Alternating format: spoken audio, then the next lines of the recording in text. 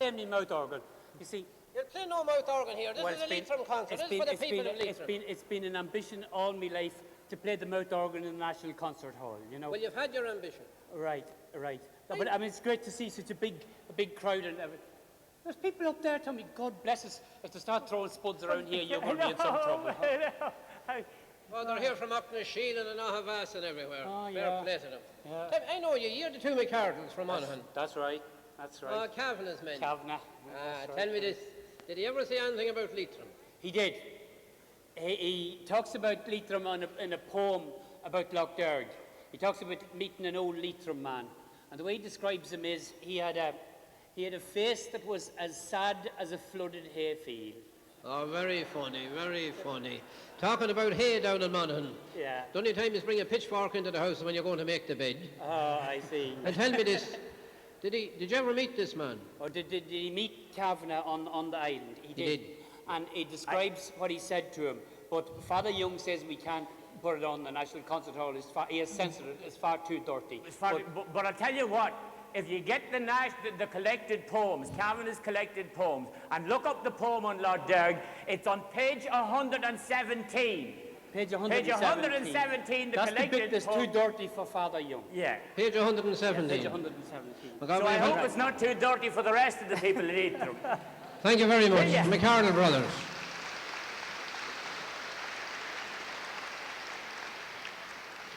Well, talking about Father Young, not only have we Father Young here tonight, we must have every priest from the Diocese of Kilmore, so I hope there's no sick calls down there.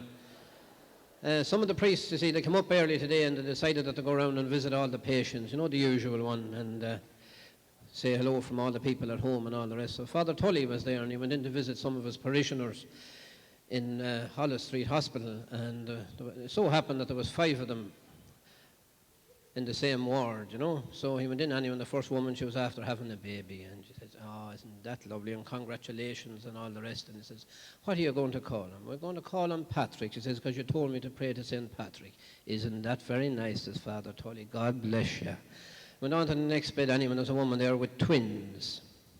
And congratulations again. This is great to see 2 twins coming to the parish. What did you call them? I called them Peter and Paul, because you told me to call them, to pray to Peter and Paul. Oh, that's lovely, says Father Tully. Fair play to you, you know. And then he went on, and the next woman had triplets. And he was congratulating, he says, this is great. He was making up all he make on the baptisms, you see, when they came back down to the parish, you see. And what did you call them? I called them now, the funny names is the Father, the Son, and the Holy Ghost, because you told me to play to the Blessed Trinity. Went on to the next bed, and the woman had quads. What did you call them? Oh, he says, we call them Matthew, Mark, Luke, and John. That's who you told me to pray for. Next thing, the woman in the 5th bed, she just passed out. What's wrong with her? Says Father Tully. I don't know, says the woman, but I'm sure she's passed out because you told her to pray to the 12 apostles.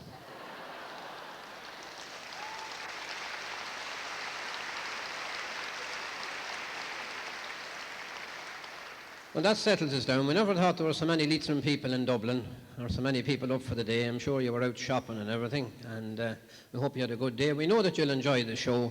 We start off with 2 marvellous traditional musicians from North Leitrim, Charlie and Ben Lennon. Give them a nice warm welcome, please.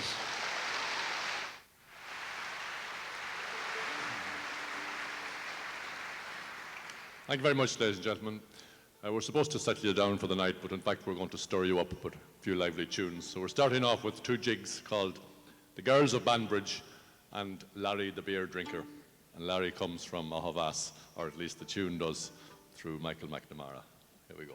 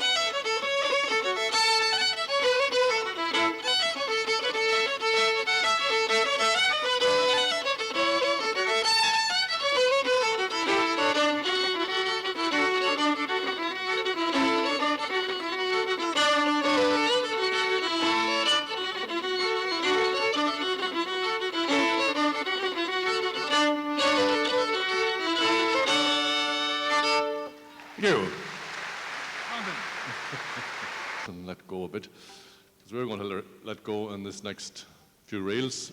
They're called Tansy's Favourite and the Heathery Breeze, or Coppers and Brass, as we called it at home. So I hope you have an enjoyable night. And here we go with these two reels. Thank you.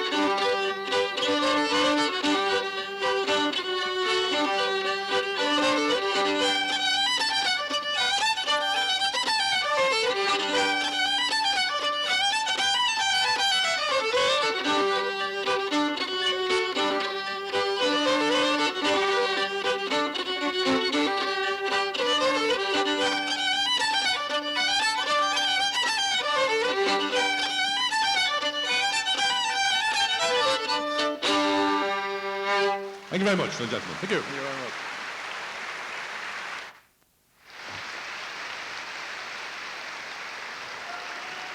Charlie and Ben Lennon. Not only indeed are they great traditional musicians, but indeed they write a lot of music, and they're great for promoting traditional music all throughout Leitrim and indeed all throughout the country. Continuing in a traditional vein now, we're glad to introduce a Fermanagh lady whose mother came from Leitrim. A big welcome for Rosie Stewart.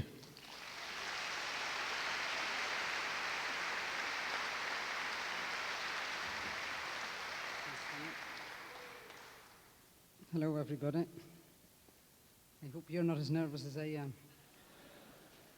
I'd like to start off tonight with a song that I got from a traditional singer from Cork who actually lives in County Clare, a fellow called John Lyons. And the song is called Troubled Young Man.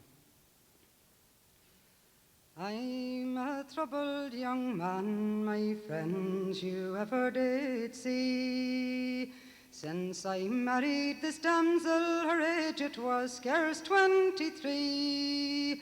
I'm sorry to tell you I married this false young one. Now she's left me alone and gone off with some other young man. On the day we were wed, she said I went on a spree. A neighbour next door, she swore, was better than me. They go out every night and stay dancing till morning away, and the pair leave me there to fare the best that I may. 3 weeks we were wed when this damsel I took her to town. Expenses I paid on the way, sure I give her a crown. I met with a friend, he invited me in for a drain. And while we were there, the pair made off on the train.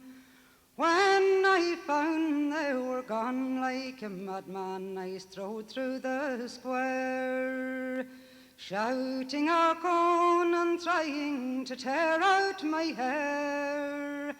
A neighbour called Ned stuck his head round the door and he said, "Has your wife gone away? Will she ne'er come back any more? I've an acre of ground, a dandy fine pig and a cow, a duck and a drake, but no one to care for them now. I'll sell them all off, I declare, 'cause I'm tired of me life. For says each man to Dan, go along and look for your wife."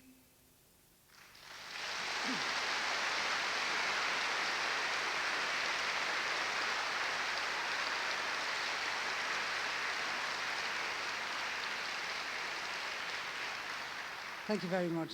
You're very, very kind. My leg is hopping here and I just can't stop it. I'm terribly sorry. I'll apologise. I just can't do anything about it. The next song I'll sing, my apologies. The next song that I'll sing is, again, I got it from a Cork man, a man from Killargue. He's called Danny Make Your Silawine. Again, it's another funny song, just to demonstrate that not all traditional songs are sad. And it's a song called 10 Minutes Too Late. And that's me fidgety. Some fidgety folk we have all of us met who are famous for being out too soon. For the 2 o'clock dinner and 4 o'clock tea, they are sure to turn up about noon. Such a whimsical fancy I'll ne'er call my own, although the reverse is my fate. For it always so occurs that wherever I go, I'm exactly 10 minutes too late.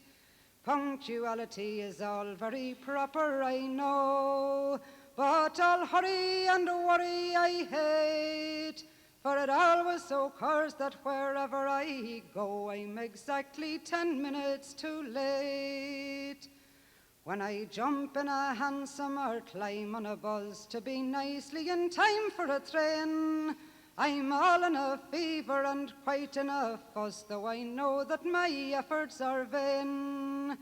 When I find myself safe in the station at last and believe it 5 minutes to wait, I observe by the clock that it's 5 minutes past, so that I am 10 minutes too late. Punctuality is all very proper, I know, but all hurry and worry I hate. For it always so occurs that wherever I go, I'm exactly 10 minutes too late. I was once in my life very deeply in love, and I courted in verse and in prose. I obtained a big lock of the hair of my love, so I made up my mind to propose. The cab rolled away as I knocked on her door, for the answer deciding my fate. My rival came there just 10 minutes before, so that I was 10 minutes too late. Punctuality is all very proper, I know, but all hurry and worry I hate. For it always so occurs that wherever I go, I'm exactly 10 minutes too late.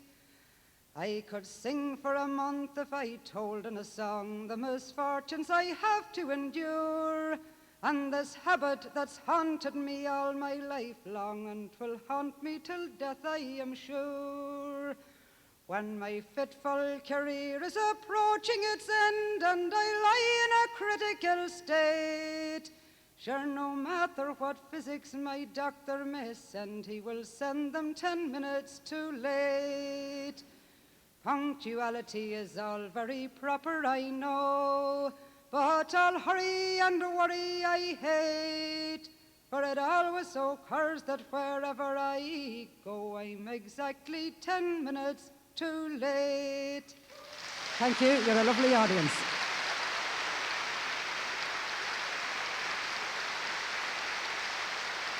Be proper, I know. And why the hell couldn't you come in time? You missed our first bit tonight.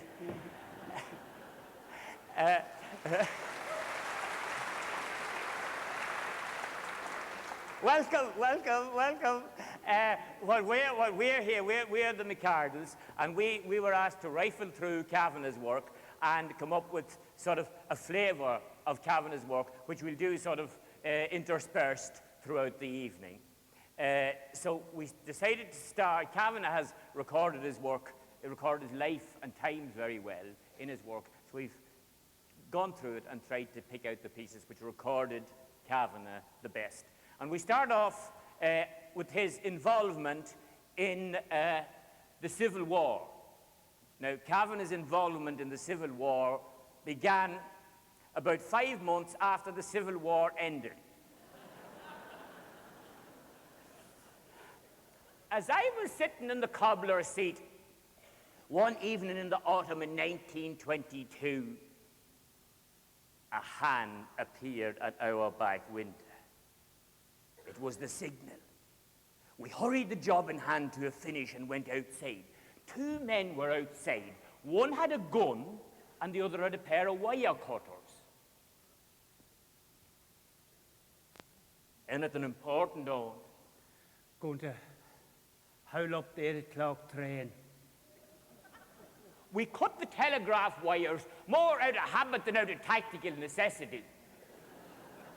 I was given a Colt automatic and put on sentry duty. Now, the gate at the level crossing was turned inwards towards the lane so that the light was against the train. The gate didn't reach the middle of the lane, it only reached the edge of the sleepers. When it was a while after 8, I deserted me post and joined the others. What the hell's keeping her? She'll come in her own sweet time. 20 minutes after 8, and we were beginning to get impatient. Something must have happened, we thought. Well, the curse of hell on Duffy. Maybe he took her home across the fields. Duffy was the driver of the train, and just then we heard the train. We waited on the railway slope close to the gate. The red light was against him. He was bound to stop. Hey, Duffy, we have gone. Come here. We blew you out. We blew you out. Duffy.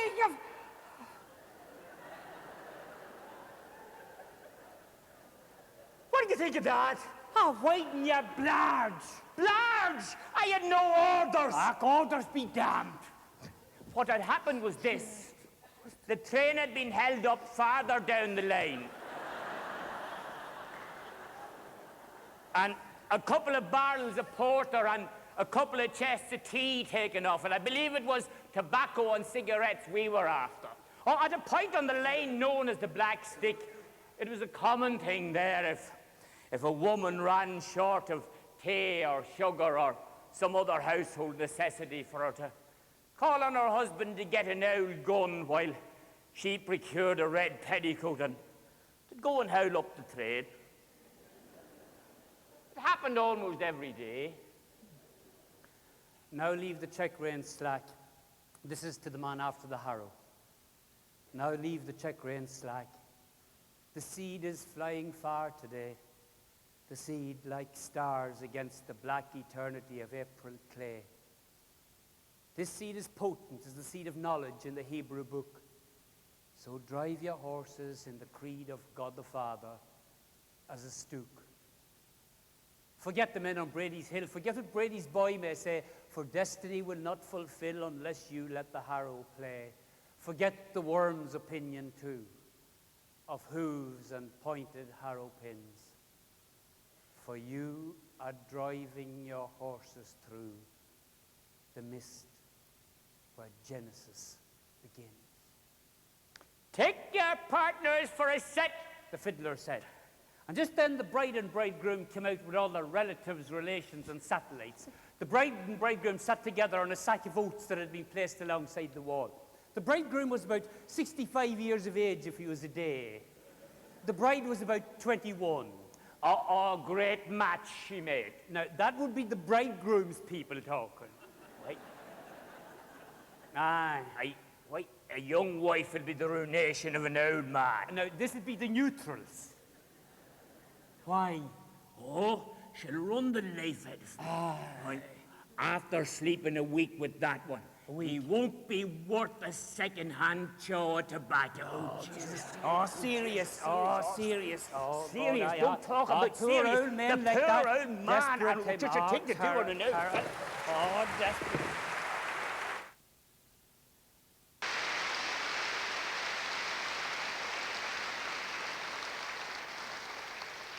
That was Tommy and John McArdle. You can figure out yourselves which was Tommy and which was John. They kept moving so much you wouldn't know. We'll have to tie labels on them. They were marvellous. McArdle brothers.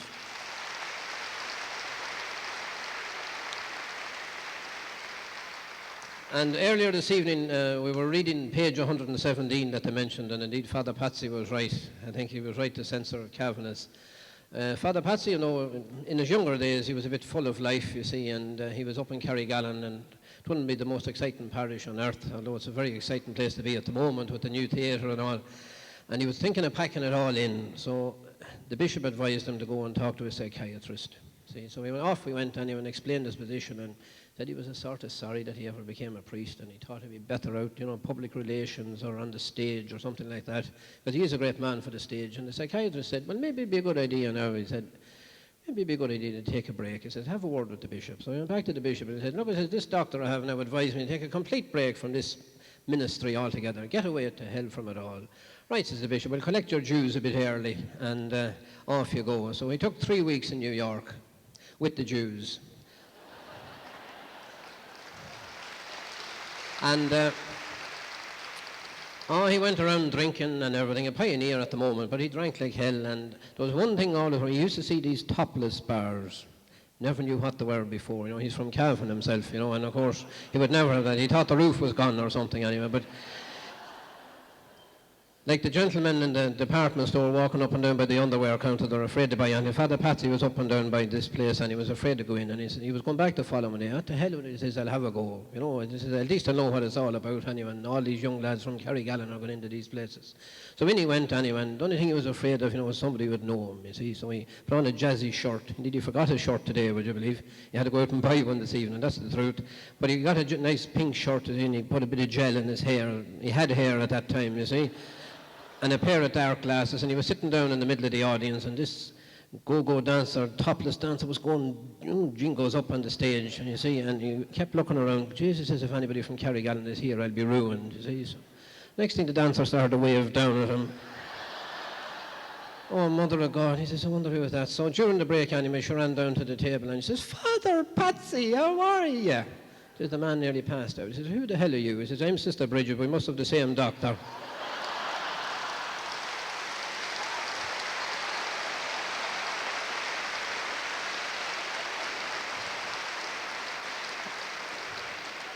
And I was thinking there when the McArdles were talking about the bridegroom being 62 and so on, there was a mission in Dromahair there some years ago, and the missioners came, and you know, we all went on a Wednesday night, because that was the night they talked about sex, you see. So they were talking about sexual relations all evening, you see, and there was this old pair were at the mission, and they didn't know in the name of God what they were talking about, you see, and they were coming out down the steps of the Dromahair church anyway, and Packy Joe says to the wife, tell me, Mary Kate, he says, have we any sexual relations? Ah, don't be silly, I'll lead you, Jay. She said, sure, if you had, wouldn't have been at your father's funeral. Right, ladies and gentlemen.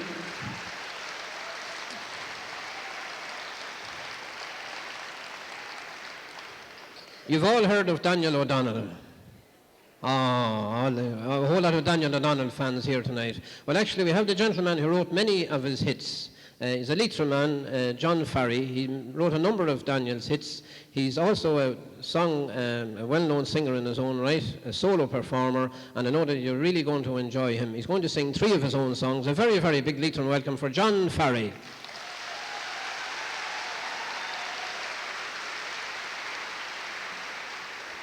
Thank you. I see a lot of people in from Dromahair tonight. We have 1 or 2, haven't we? Yeah. Thanks.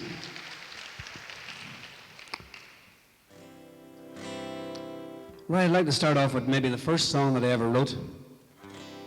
It's a song about my home area. It's one called Loch Melvin's Rocky Shores. And if you want to join in or maybe clap along, maybe we could sort of get a wee hand clap going there. Come on, Bridget.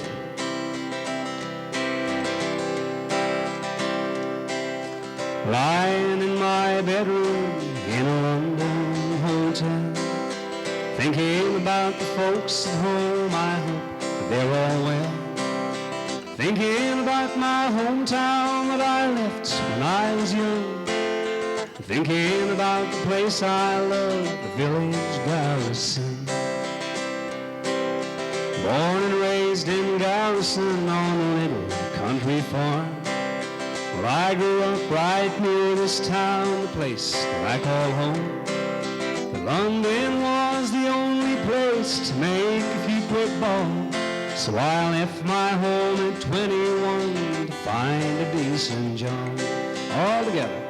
But I'm going back to Ireland in the morning, and I'm coming home to Garrison once more.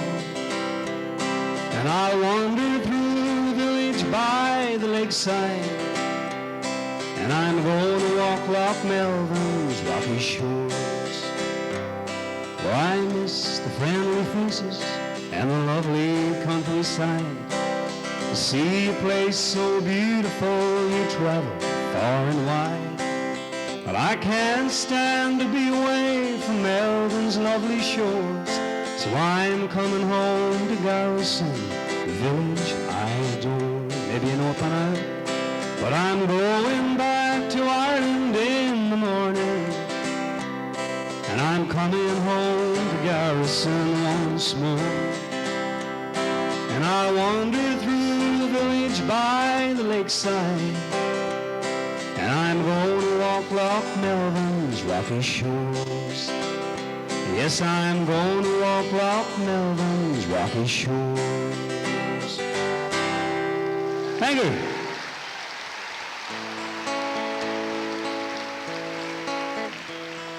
Thank you very much. Well, they told me it was a Leitrim show tonight. And just about a year ago, I was passing by the famous ballroom of romance one day in the big city of Glenfarne. You all know where that is? I'd say there's a few couples met in Glenfarne that's here tonight. Can we have a show of hands, or are you brave enough at all to admit? Maybe a few romances? Anyhow, I wrote a little song called The Lady from Glenfarne. It goes a bit like this.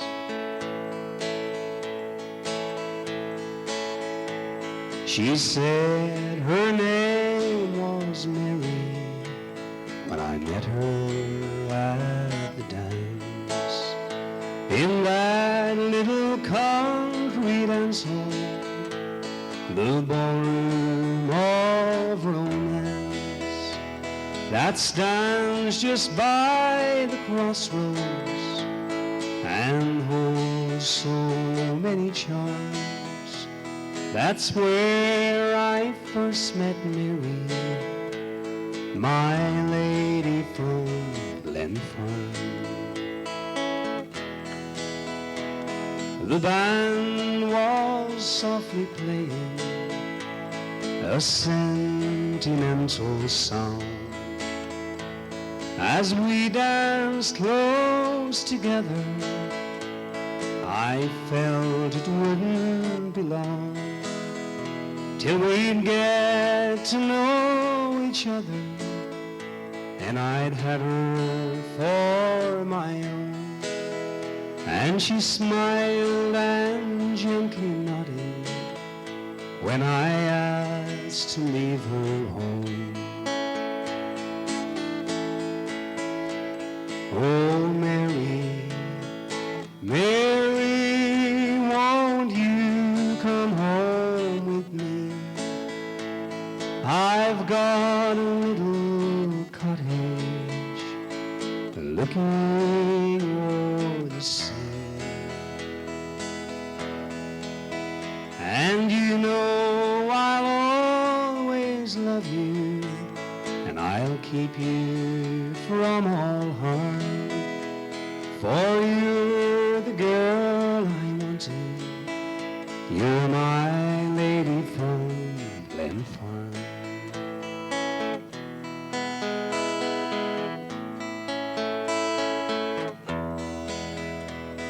The time has passed so quickly. Where have the years all gone? Though we are growing older now, our love lives on and on. And I'll never forget when we first met in that Leitrim village fair, when I danced with lovely Mary, with her long, long golden hair. Maybe you know it by now. Oh, Mary, Mary, share our home with me, and we've got a lovely cottage looking o'er the sea. And you know I'll always love you, and I'll keep you from all harm, for you're the girl I wanted, you're my lady from Lennon Farm. Yes, you're the girl I wanted, you're my lady from Lennon Farm.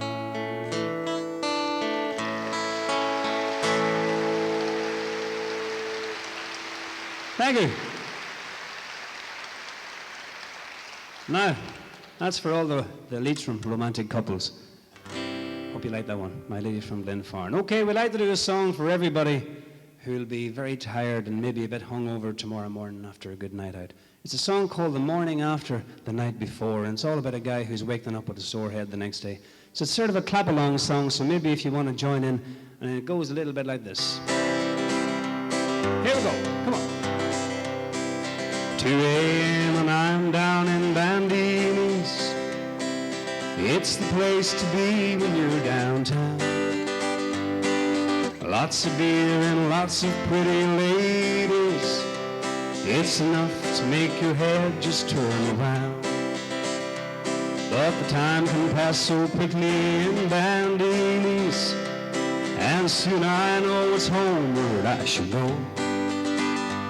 For tomorrow morning's waiting round the corner, and one hell of a hangover will be all I'll have to show. Here we go. It's the morning after the night before, and I can't get out of bed, I can't make it to the door. And I swear to God I'm never gonna do this anymore. It's the morning after the night before. All right.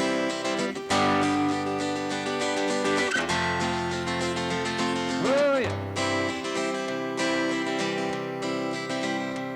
Well, I don't think that I ever will remember the time I struggled into bed last night.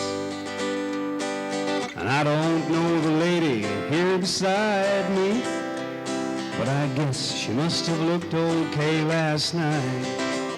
And it's the morning after the night before, and I can't get out of bed, I can't make it to the door.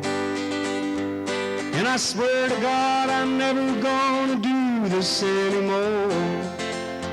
It's the morning after the night before. One more time. It's the morning after the night before, and I can't get out of bed, I can't make it to the door. And I swear to God I'm never gonna do this anymore. It's the morning after the night before. It's the morning after the night before. Thank you very much. Thank you. Enjoy the rest of the show. Thank you, John Farry. Now, ladies and gentlemen, we are very proud to introduce the Breffni singers from Manor Hamilton.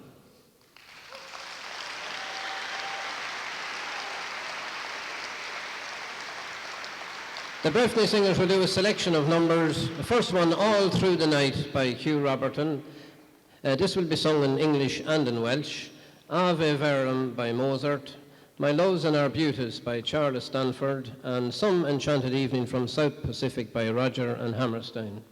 And we're glad to introduce the musical the accompanist, Anne Mullen.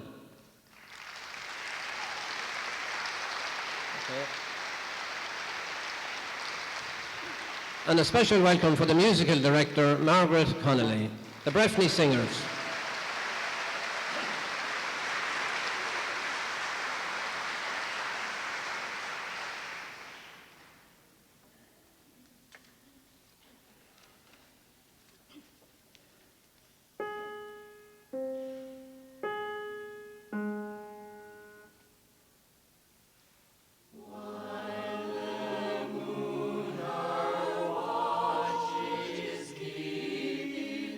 All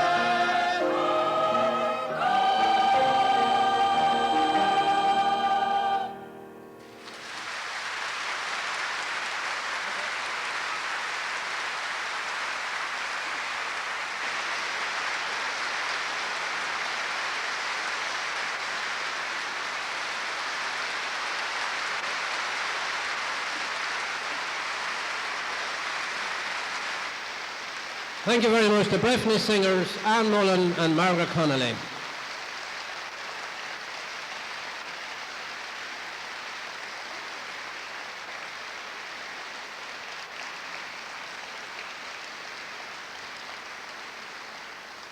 Thank you very much, ladies and gentlemen. I'm sure you enjoyed that.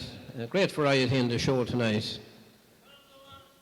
Oh, I'm sorry, ladies. Excuse me a moment. I'm sorry. A bit of trouble here. I was forced as an exile to Rome. Where do you think you're going? You can't come in here. This is a concert. What are you saying? This is a concert. You can't come in here. Of course I can't come in. I'm a Leitrim man. I'm entitled to be here.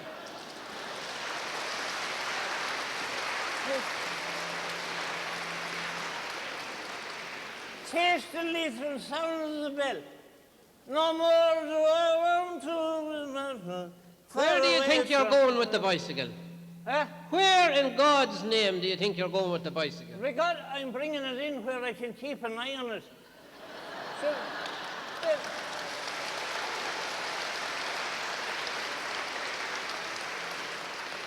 they'd steal the cross off an ass in this place.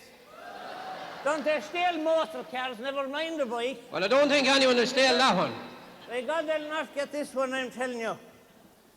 Tell me, you didn't happen to see a fella coming in here without me? No, I didn't. No, I didn't. I lost Mick somewhere. I don't know the hell where he went to. Hold on a minute. Because I know you. Don't you referee football matches? I do, yes. And I tell you what now. I'll have to ask you and that bloody bicycle to get off. Because you were always a great man for sending people off. 'Twas you put our Jimmy off in the junior final in '65. That's right. And you were the cause of us being best. And I'll tell you, there was no call for it. For that old row only started when the other fella hit Jimmy back. That's it. I put Jimmy off, and I guarantee you I'll get you off. Excuse me, ladies and gentlemen, I'll get this sorted out right away. We got it. It's just as well you're going, because I had a crow to pluck with you. That fella now thinks because he has a dicky bow on him that he can order everyone around. Well, by God, he'll not order me about. I'm telling you now. You know, that fella...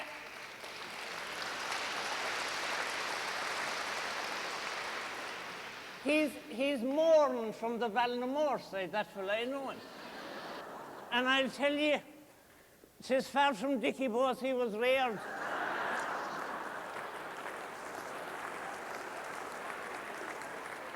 I'm telling you the truth.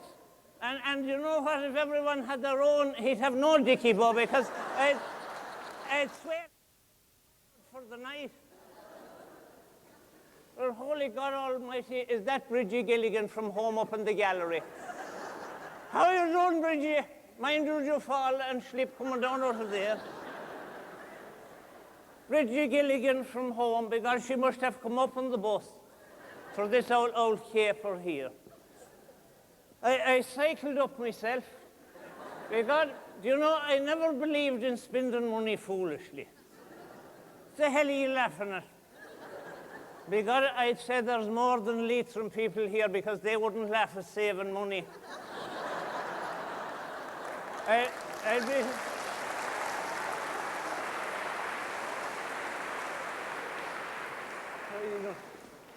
Do you know, they would not indeed laugh at saving money. I'd be shocking afraid there could be a handful of Dublin Jackeens in here tonight. Well, you know, Meath has taken care of them for this year anyway. We'll hear no more from them.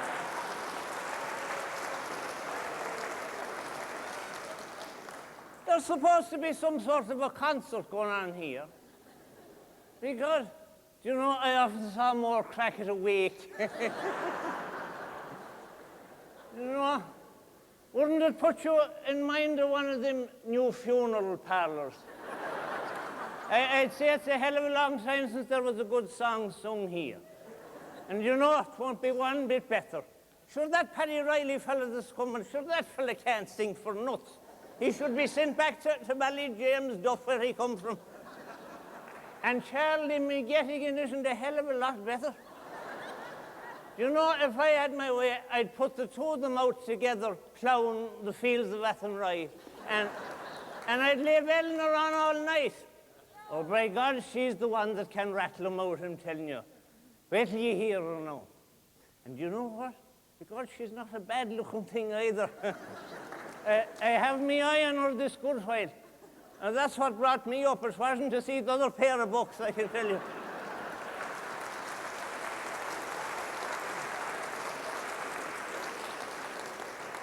You know, I'm thinking I might get singing a song with her later on.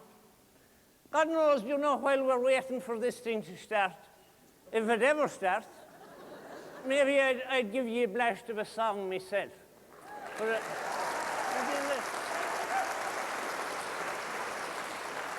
well, God knows now, it's a long time since I sang. You know, I don't think I sang since the day the sister got married. And God knows I was shocking drunk that evening. But they tell me I sang. Oh, Patsy Gorman's ram, sure his head was made of brass. Oh, one of his horns grew out of his head, and the other grew out of it. Damn it, I have no match. I have no match. Isn't that a holy terror in town all day? Would any of you have a light? What are you doing in here? Oh, good night, girl. How in the name of God did you get in here? I came in the side door. I thought the pub was still open. And what? What are you doing? What have you been doing since this hour of the night? Well, I'll tell you now, Gard, I was shopping in the square in Tala. I can see that. I can see that now. I'm afraid I'll have to ask you to leave now. Oh, very good, Gard, very good. Now, I'll sit down inside the door on the forum. Could you oblige the gentleman with a light before I sit down? Damn it, you know, I forgot to get matches. Thanks, Gard, no, much obliged. Decent man. Well, you made a bags of that. You may try again.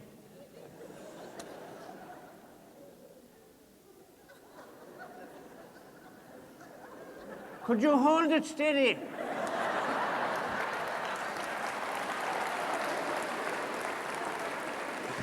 Thanks, Gard. Sound man, much obliged. Hold on a minute. Huh? In my opinion, you're in no fit condition to be in charge of a mechanically propelled vehicle. No, I've only the old bike. Well, in my opinion, you're in no fit condition to be in charge of a pedal cycle. Oh. But that's only my opinion. We'll have to let the legal process take its course. Now, I want you to blow into this for me. What's that, Gard? It's a breathalyzer bag. Well, because it's the smallest fertilizer bag I ever seen.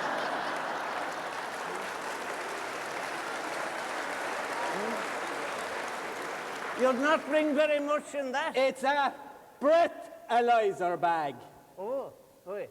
Now I want you to blow into it and be quick about it. Well, damn it now, Gard, that's one thing I can't do is blow.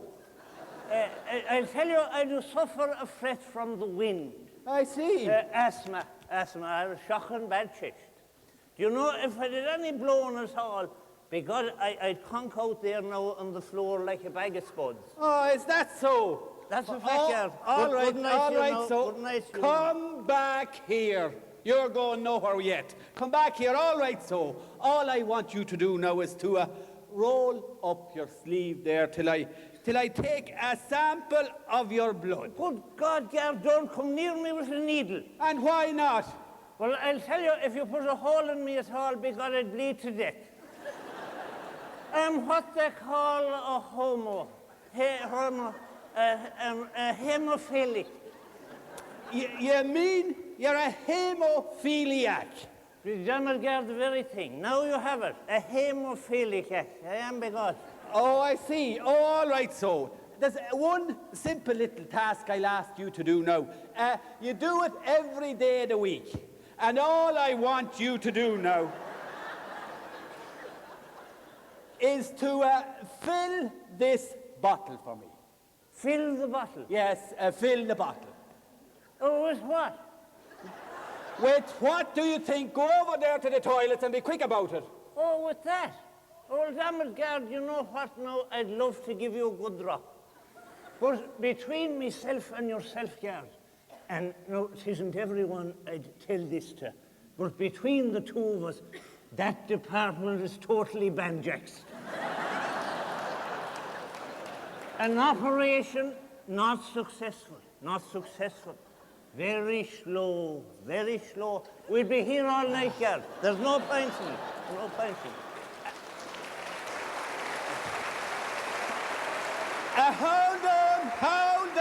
Hold on a minute. Come back here. Up here, come back here. Now, you're not able to fill the bottle for me. All right, so. There's a simple little task I'll ask you to do. You see that straight line there in the middle of the floor? That straight line. Because I think I do. Well, all I want you to do is to walk that straight line, and I'm sure there's no good reason why you can't do that. Well, damn it, no, Gard, you're a decent man. And you know what? I'd love to oblige you. But because I doubt very much if I could walk that straight line. Look, you weren't able to blow into the bag for me. You couldn't fill the bottle for me. You were not able to give me a sample of your blood. Now, give me one good reason why you can't walk that straight line. Because I'm drunk, you idiot.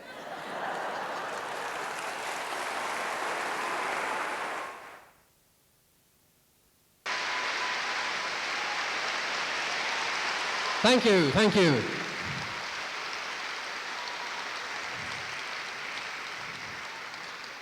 The Garda there was Killian McGuinness. We'd like to thank him for eventually getting Gus Ward off the stage.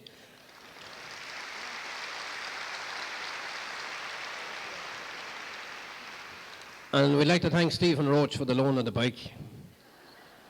We continue now with something completely different. Husband and wife from Drumshanbo, extremely popular wherever they play, all over Leitrim, indeed all over Ireland.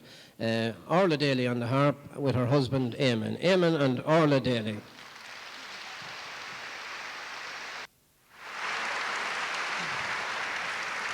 Thank you, ladies and gentlemen. Thanks very much, Tommy. Well, it's very appropriate, seeing that it's a Leitrim night in Dublin, that we should start with a tune based on County Leitrim and follow on with a song from Dublin. The tune is a very well-known tune written by Turlough Carlin many, many years ago after a visit to John Nugent Reynolds in Letterfine and Kesh. And John Nugent Reynolds told him about a battle that was going on between two fairy hills, which have since become very well-known Leitrim landmarks, Shebeg and Shemore.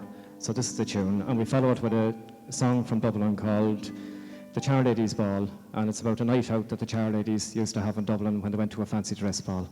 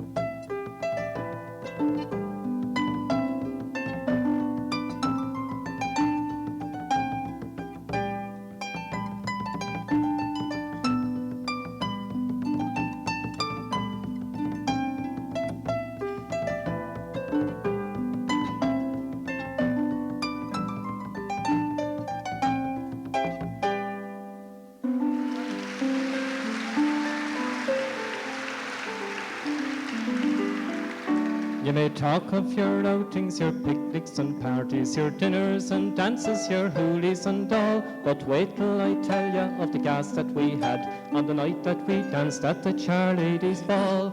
I went there as Queen Anne and I went with me man. He was dressed as a monkey locked up in a cage. There was pirouettes and pier-ups and hottentots and whatnots and stars that you'd see on a music hall stage.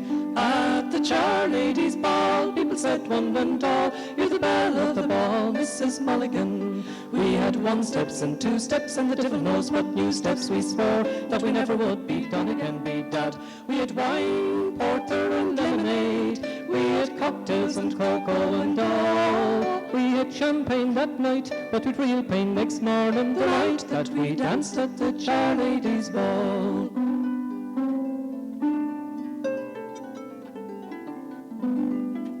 There were cowboys and Indians that came from Drumcondra, 3 Francis Street ferries, all diamonds and stars. There was one of the loonies as a clock over Mooney's, and a telegram boy as a message from Mars. Mary Moore from the Locks was the Queen of the Scots, with a crown out of woolworts perched up on her dome. There was young Jimmy Whitehouse, come dressed as a lighthouse, and a Camden Street garbo that should have stayed home. At the Charladies Ball, people said one and all, you're the belle of the ball, Mrs. Mulligan. We had 1 steps and 2 steps, and the devil knows what new steps we swore that we never would be done again, be dad.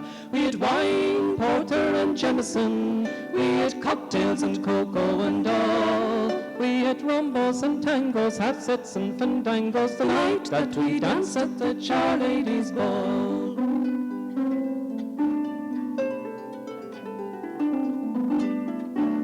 Eleanor O'Rourke was the queen of the dawn. By 1:30 she looked like a real dirty knight. Mickey Farron, the bester, came dressed as a jester. He burst his balloon and dropped dead with the fright.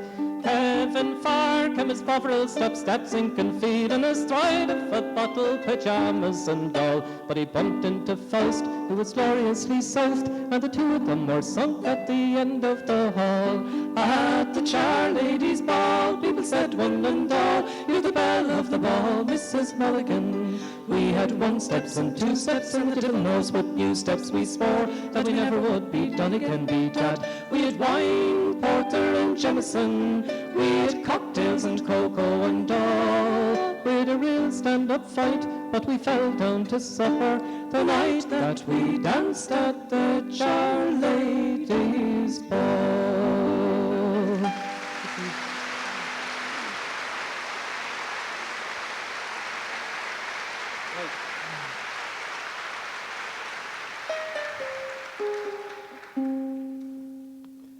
Well, it's early in the morning, factory whistle blows. Man rises from bed and puts on his clothes, then takes his lunch and walks out in the morning light. It's the work and just the work in life.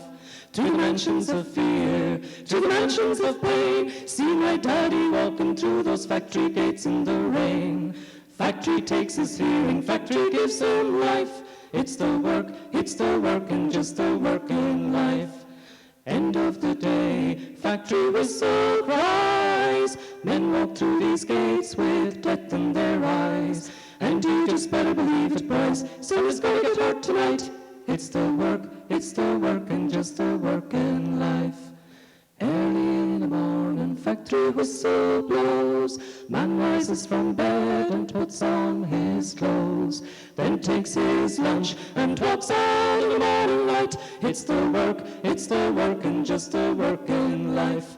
It's the work and just the work in life.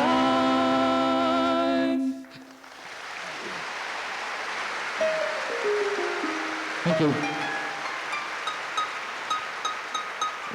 Thanks very much. Well, this is our last song, and it's been a great honour to play in such a place, and a really great honour to play in front of such a great audience. And this is a song. It's especially for all the Patons and Dalys here tonight, and especially for our 2 little lassies here tonight, Eamonn and Una. And it's also for good friends of ours, James and Loretta, Pat and Laura. And we know that there are some people here from Cavan tonight. Some past students of mine I know here from Cavan tonight. So this is a very appropriate song for our very good neighbours from Cavan. It's called Cavan Girl.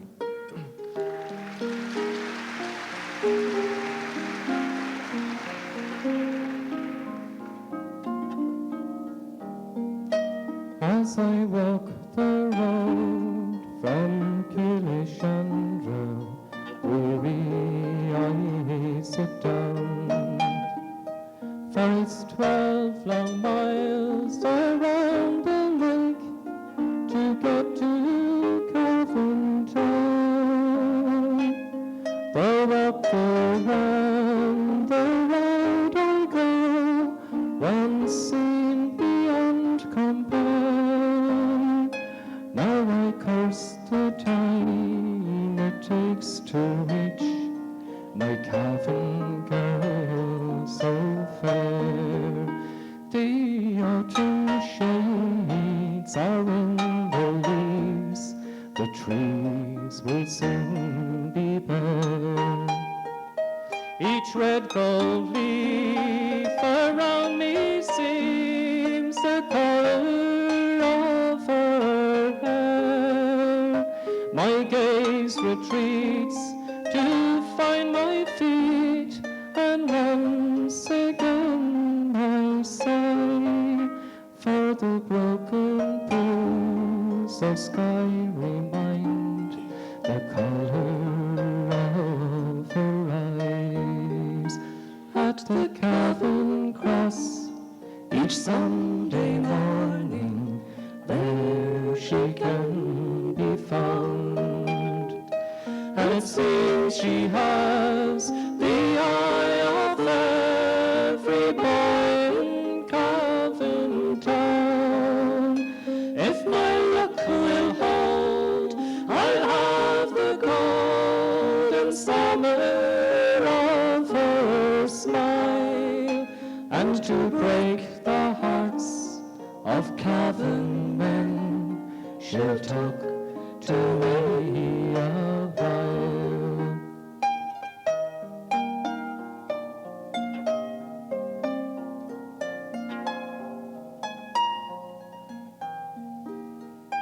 So Sunday evening finds me homeward, hillish and bound, to work the week till I return to court in Cavan town. When I asked if she would be my wife, at least she'd not said no. So Sunday morning I rouse myself, and back to her I'll go. As I walk the road from Killargue, weary I sit down. For it's 12 long miles around the lake to get to Cavan town. Though up the round the road I go, one seemed beyond compare. Now I curse the time it takes to reach my Cavan girl so fair. Now I curse the time it takes to reach my Cavan girl so fair. Thank you very much. Thank you.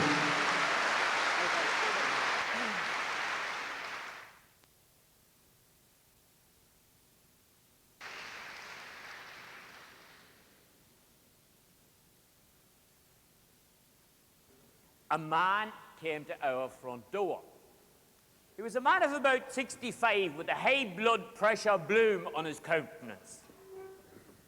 Does the poet live here? You're face to face with him. I'm glad. I was afraid you might be out. It's a very hot day, and I'm after walking 10 miles. Irish. My goodness. He looked as if he wasn't quite sane. What can I do for you? You can do a great deal for me. I'm a poor, unfortunate man that's living among the worst of bad neighbours. Night, noon and morning they have me persecuted.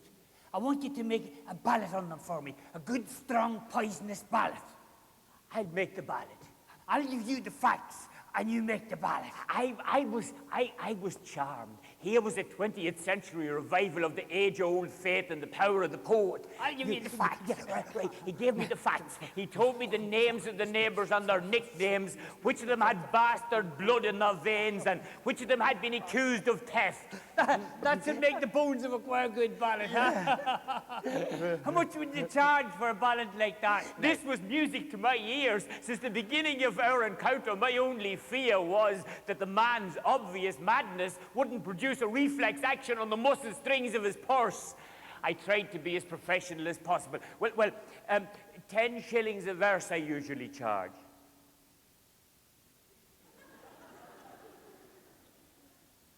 I didn't like the look he gave me. Perhaps I'd asked too much. Well, of course, I'll do it all for about £3. Oh, sure. I might as well get a solicitor for that.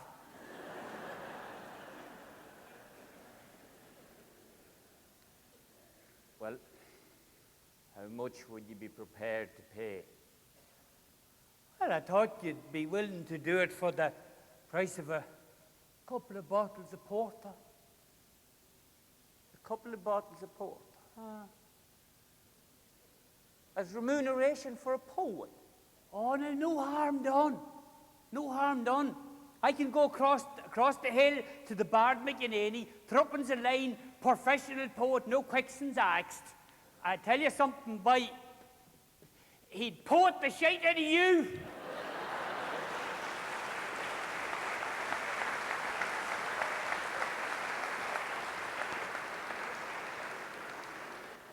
Soil of Monan, the laugh from my love you thieved. You took the gay child of my passion and gave me your clod conceived. You clogged the feet of my boyhood, and I believed that my stumble had the stride and poise of Apollo, and his voice my thick-tongued mumble. You told me the plough was immortal, oh green life-conquering plough. Your mandrel strained, your coulter blunted in the smooth lay field of my brow. You sang on steaming dunghills a song of cowards brood. You perfumed my clothes with weasel itch. You fed me with swinish food. You flung a ditch in my vision of beauty, love, and truth. Oh, stony, grey soil of Monaghan, you burgled my bank of youth. Lost the long hours of pleasure. All the women that loved young men, can I still stroke the monster's back, or write with unpoisoned pen his name in these lonely verses, or mention the dark fields where the first gay flight of my lyric got caught in a peasant's prayer?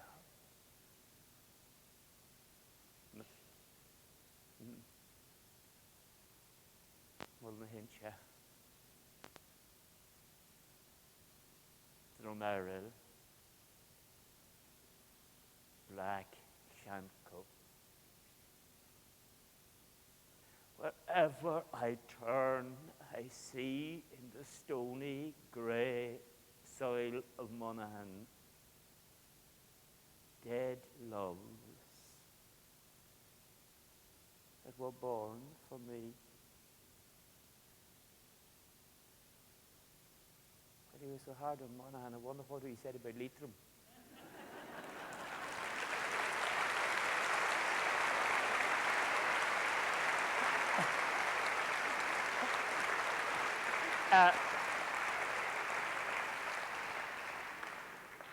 The next guests need no introduction, but I suppose I'll tell you, I'm taking over Tommy Moran's job here.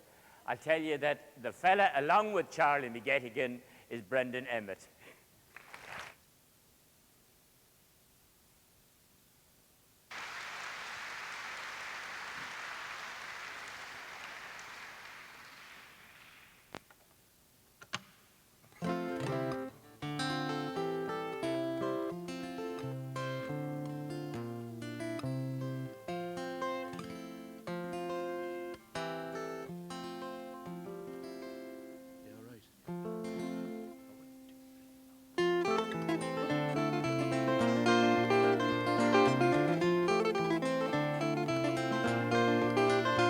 Well, I worked all night and I worked all day. I ran out in the rain. I threw it up, I took it down again. I thought about what I had to say. It was a struggle just to make it plain, yes. Shook it up and I shook it down again. And I hope you like it, 'cause it's the best that I can do. And I hope you like it. You know I made it just for you. And I hope you like it. Won't you listen to it, and give it just a little of your ear. We're gonna sing some songs and play some tunes, show you where we've been. We'll take you up, I hope we'll take you down again. We may be playing some other way, we sure hope they don't sound the same, no. Shook 'em up, we shook 'em down again. I hope you like it, 'cause it's the best that I can do, and I hope you like it. You know I made it just for you, and I hope you like it. Won't you listen to it, and give it just a little of your ear. Won't you give it just a little of your ear. Well, good evening, it's nice to be here. I'm Charlie, by the way, and this is Brendan over here. Brendan isn't a fully fledged Leitrim man either. We're going to sing you some Leitrim songs tonight, and this first one is about how it is to be romantic in Leitrim, and at least in Drumshanbo anyhow.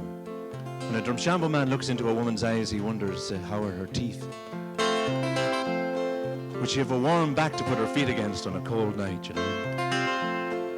How would she be round a cow calving at 4 in the morning? Night time in the spring.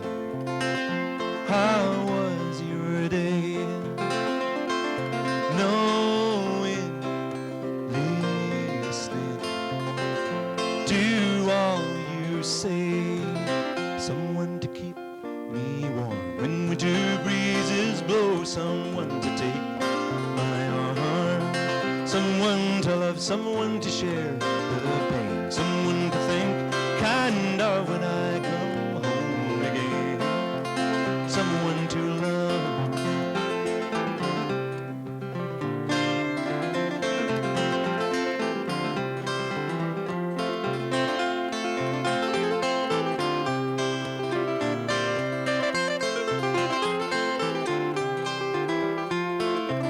Someone to keep me warm when winter breezes blow. Someone to take my arm. Someone to love, someone to share the pain. Someone to think kind of when I come home again.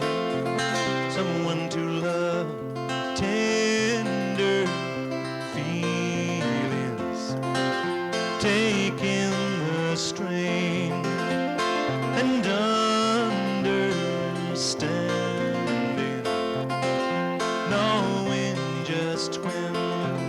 Someone to keep me warm when winter breezes blow. Someone to take my arm.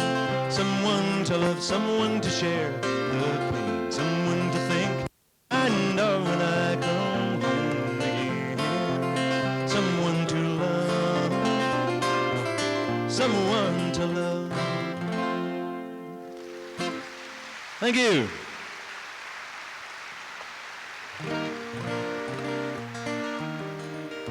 Thank you very much. That song sort of has a line in it, someone to keep me warm when winter breezes blow. I suppose it's a wrong time of the day to be singing that. This is lovely holiday weather, but talking of holidays, up to a few years ago, I never believed in holidays. I thought holidays were a waste of time, but suddenly Paschal, Mooney and Sheila were heading off to Nashville and Tony McGowan was heading off to Lord's for the cricket, and I sort of decided, well, maybe it's time. Well, actually, the family persuaded me that maybe we should go on a holiday. They more or less forced me into it, so eventually I relented.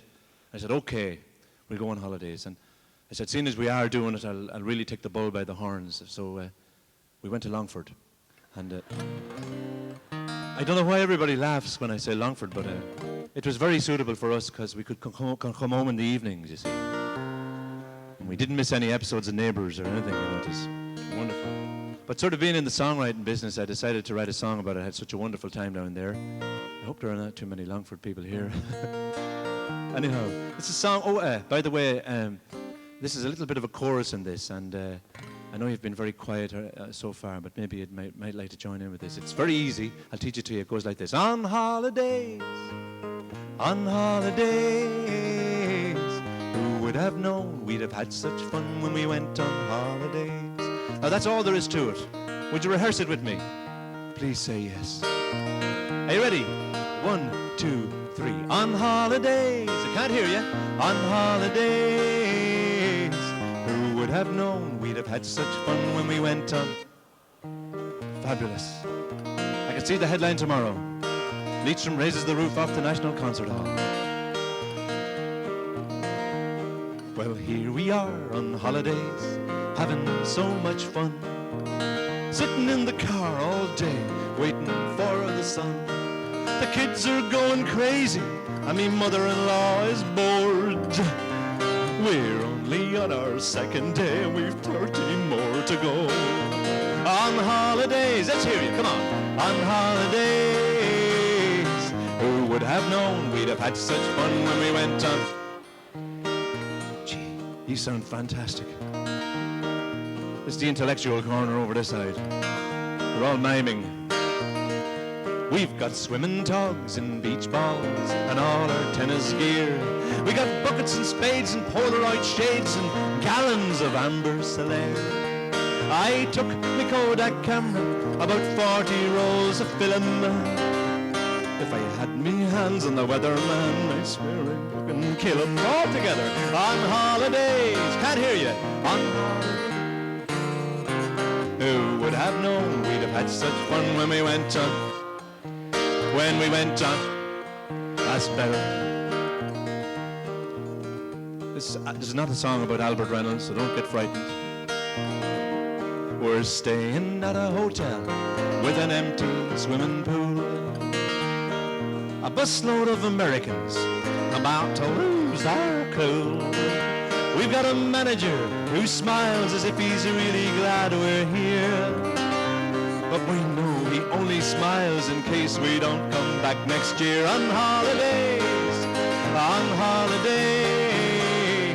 Who would have known we'd have had such fun when we went on? Have we any Americans here at all? Great. Because Americans, we get a lot of Americans around Drumshambo. And they're a strange kind of holiday maker, you know. Everything has to be converted into dollars, you know. What's that in dollars, you know? It's a 10p coin and you're having the heart to tell them. You know? I mean, that's a really nice medieval castle. Do they have to build it so close to the supermarket? But Brendan here, you might think it, but to look at Brendan, you wouldn't think it to look at him, but he's a bit of an entrepreneur. Or as they say around Ballyfarnan, where he comes from, he's a bit of a hook. He got a great idea a few years ago when he went out and he bought a lake.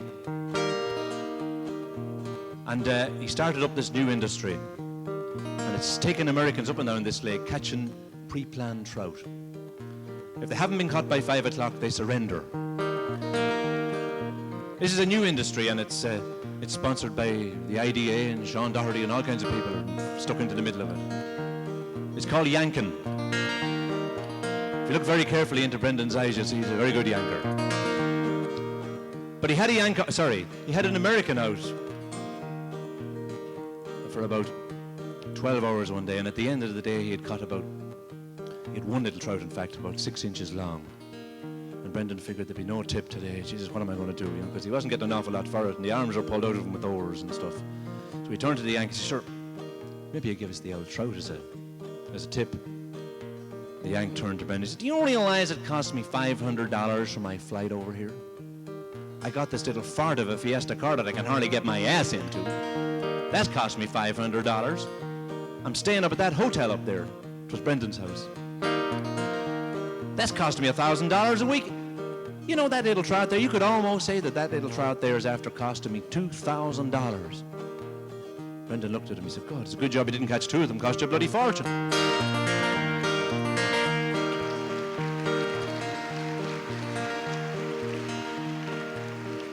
Well, they reckon every song like this should have a Daniel O'Donnell verse, so here we go.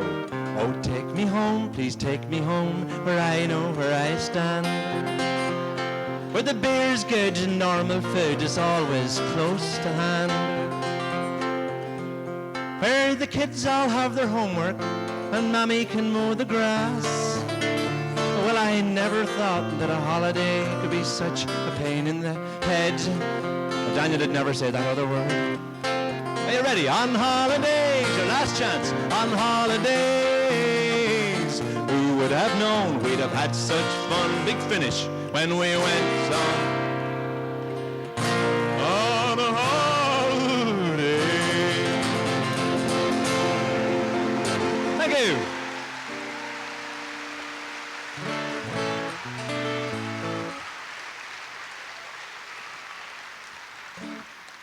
God, you sounded fantastic. We're going to play a quick step next. So, or rather, Brendan is, just to show you that he's not just a pretty face in a t-shirt. He left his shirt behind and he apologizes most sincerely. He's going to play a couple of tunes from America. These are called Billy in the Showground and Dixie Hun. You can clap along and stomp your feet to these and rattle your fur coats and stuff.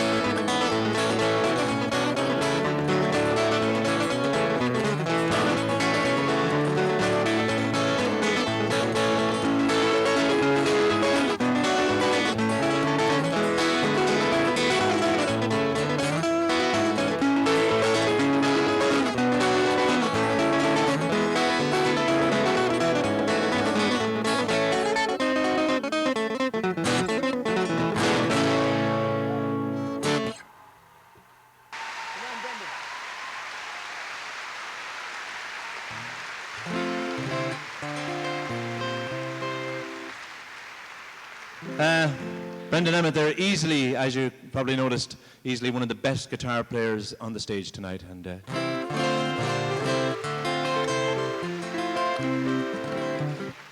Brendan doesn't say an awful lot, but he thanks you most sincerely for your kind attention. And this last song we're going to sing for you is one maybe you know as well. It's a song for anybody who has children, and it more or less says, oh yeah. Eamonn Daly was telling me a story just before we came on there. Eamonn was on earlier on, and he was telling me about one of his children. It's sort of children say funny things, but Eamonn was correcting homework one night and having a fierce problem over essays or something or other, and little Rena kept sort of annoying him all the time and asking him questions, and eventually he gave her the attention she deserved. She said, "Daddy," and she says, "What?" Eamon says, "What?" He says, "Do you know when I like my teacher the best?" And Eamon says, "No." He says, "When she's sick." So this is a song for anybody who has children. So it's a song called Feet of a Dancer, and if you know the words, don't be afraid to join in.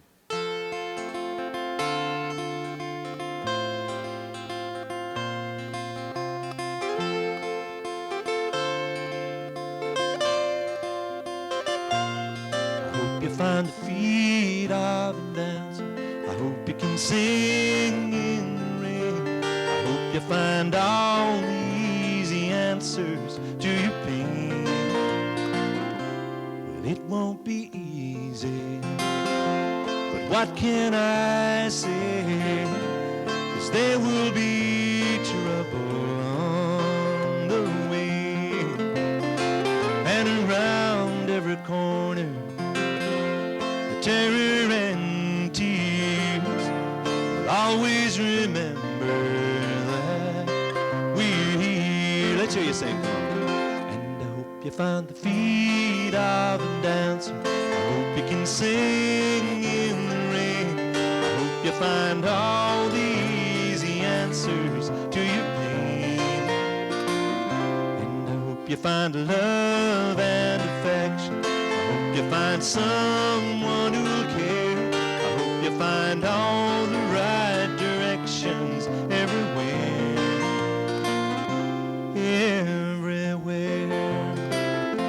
A shoulder to cry whenever you're alone. You can rely on us, you know, 'cause there's nothing too crazy, and there's nothing too dear. Just always remember that we're here. Let's hear you join in. And I hope you find the feet of a dancer. I hope you can sing in the rain. I hope you find all the easy answers to your pain. And I hope you find love and affection. You find someone who cares. I hope you find all the right directions everywhere. Everywhere. And even when the rain comes falling down, know it's falling down on you. I hope you find the feet of a dancer. I hope you can sing in the rain. I hope you find all the easy answers to your pain. And I hope you find love and affection. I hope you find someone who cares. I hope you find all the right directions everywhere. Everywhere.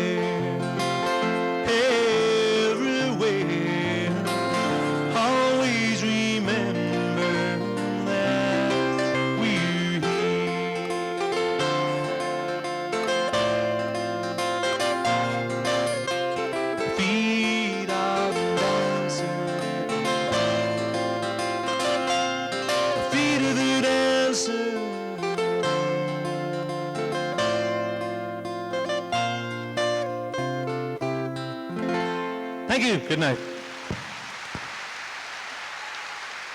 Brendan Emmett, thank you.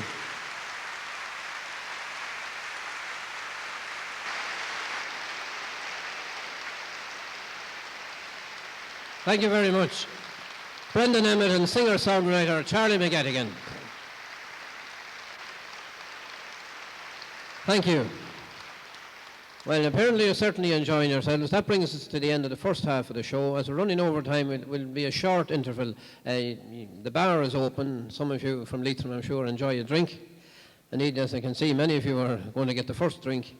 And you will be called back in over the intercom. And just to save you time, maybe you might shake hands with the fella behind you and in front of you, because you can almost be sure he's from Leitrim. We'll see you back in a few minutes. Thank you very much.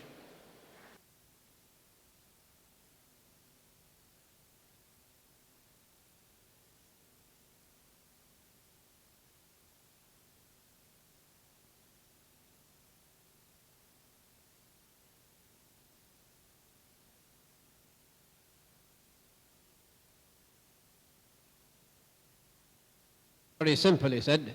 Will you just tell Ollie Honeyman, he says, when he takes the cup, to turn around and shake hands with the Queen. And I said, sure, good God, I said, the Queen won't be at the All-Ireland. Well, by God, she will be when you win it, he says.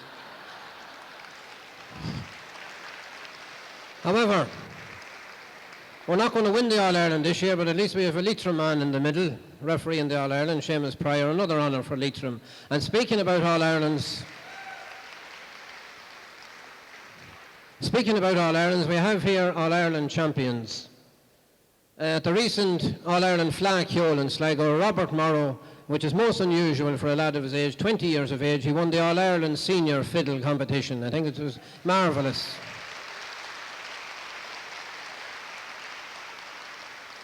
And Thomas, John and Robert also won the trio, the senior trio, and they're joined by their younger brother Andrew, the Morrow brothers from Carrigallen.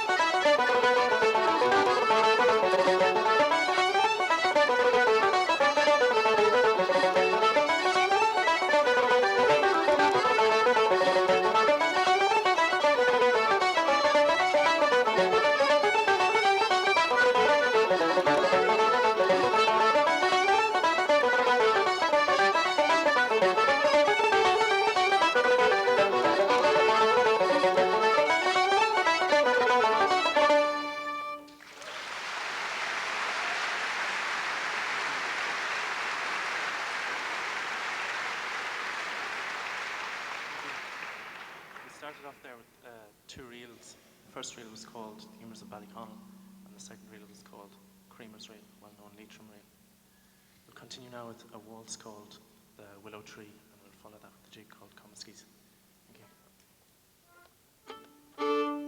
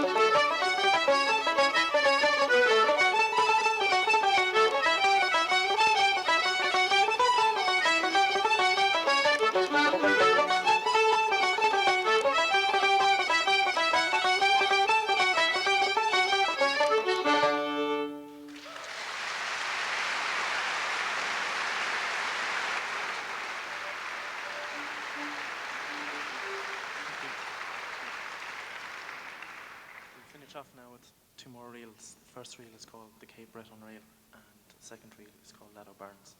Thank you.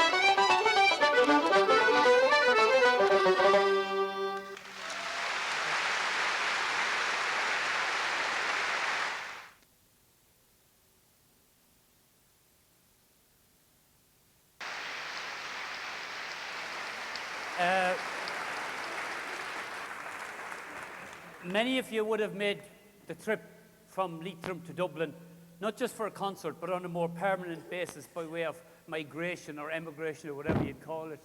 And Kavanagh did this too. And I suppose his feelings about it would be much the same as yours. He said, I came to Dublin in 1939. It was the worst mistake of my life. The Hitler War had started. I had my hungry little hold in the watery hills beside the border. What was to bait it for a life?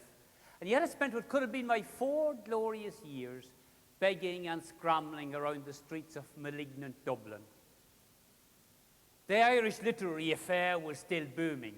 That was the notion that Dublin was a literary metropolis and Ireland, as invented and patented by Yeats, Lady Gregory and Synge, a spiritual entity. To me, even then, it was all tiresome drivel between journalists and civil servants. I could kick myself now for all the people I didn't kick then.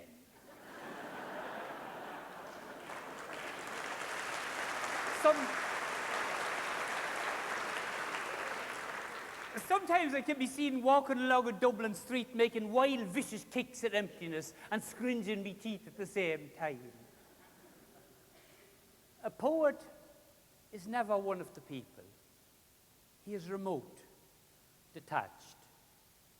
And the life of small-time dances and talk about football cannot be for him. He might take part, but he can never belong. The main feature of a poet, if ever you chance to meet one, and that's a remote chance because I can't be everywhere at the one time. The main feature is his humorosity. Any touch of boringness, and you're in the wrong shop. Beautiful women, I'm glad to say, are capable of recognizing the best. Recently, a man was presented to me as being a great poet. He wrote in Irish, and I expressed my doubts. But the introducer said, "How can you tell when you don't know the language?" That was a sore one. But I was able for it. I says, I can't bawl like a cow, but I'd know one if I saw one.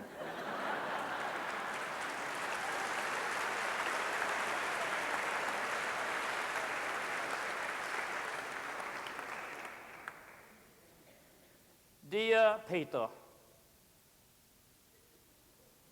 here I am on Loch Derg, and I don't know what to say. One thing, I can't get off the island until morning, since I have not brought any sandwiches with me, only whiskey. I'm thinking of going on a kind of low diet. 2 years later, he went back, and this time he brought sandwiches as well as whiskey, and he wrote the long poem, Loch Derg, and page 117 is in the middle of it.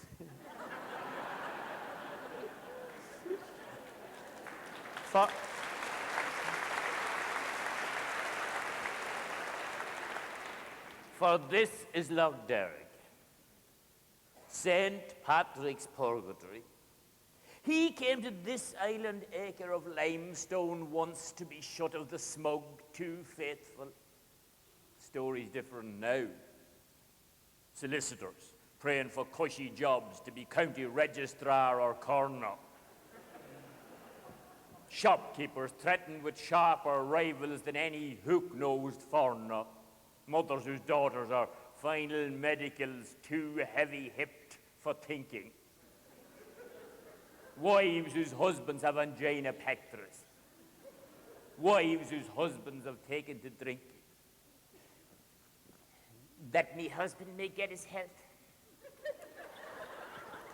We beseech thee to hear us. That me son Joseph may pass to intermediate. We beseech thee to hear us. That me daughter Eileen may do well at her music. We beseech thee to hear us. That her aunt may remember us in her will. We beseech thee to hear us.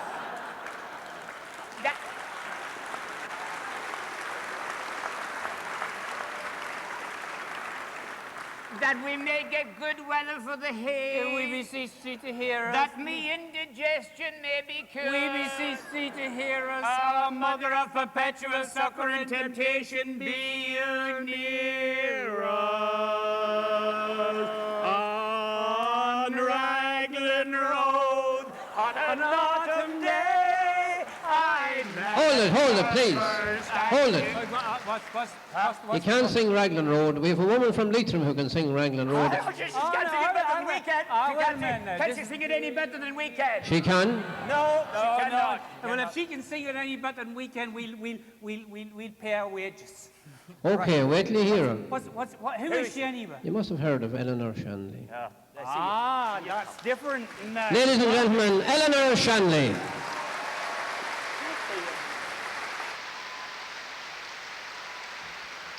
Thank you. Well, I'll try after that. On Raglan Road, on an autumn day, I saw her first and knew that her dark hair would weave a snare that I might one day rule. I saw the danger and I passed along the enchanted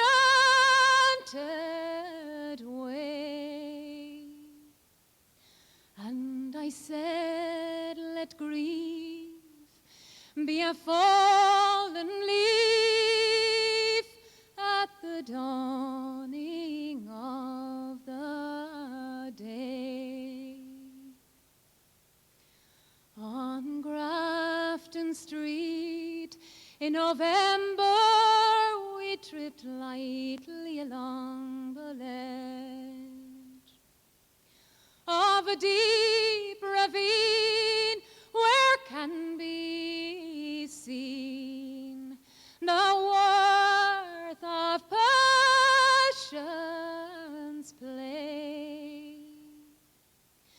the Queen of Hearts, still making tarts, and I'm not making hay.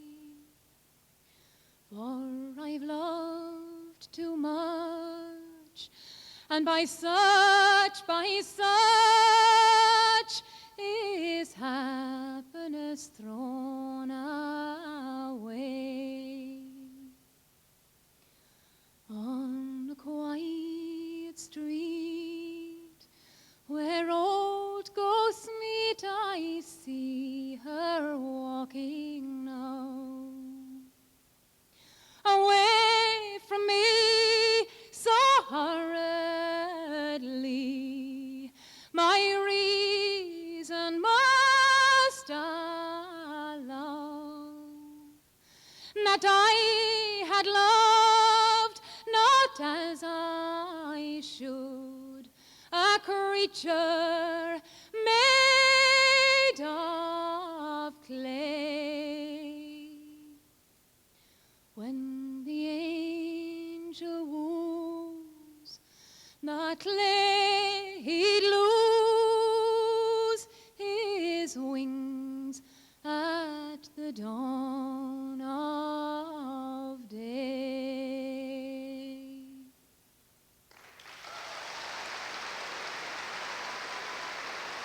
Thank you. Thank you. Please welcome back on stage Charlie McGettigan and Brendan Emmett.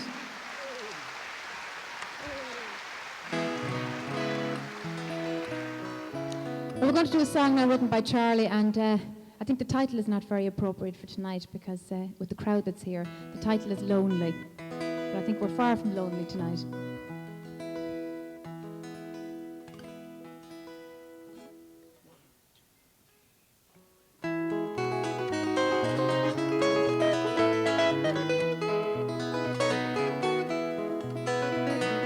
Lonely, my nights are lonely.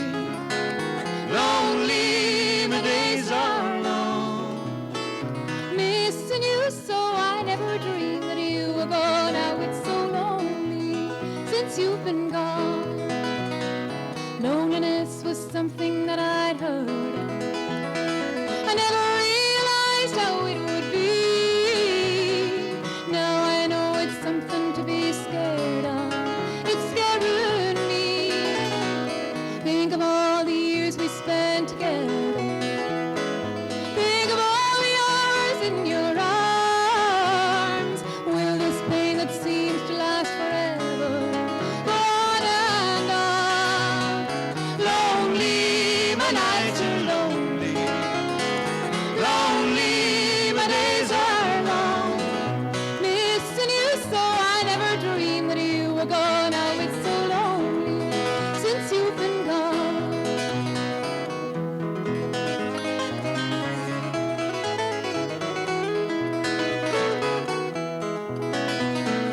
Trying to forget that I'd ever known you.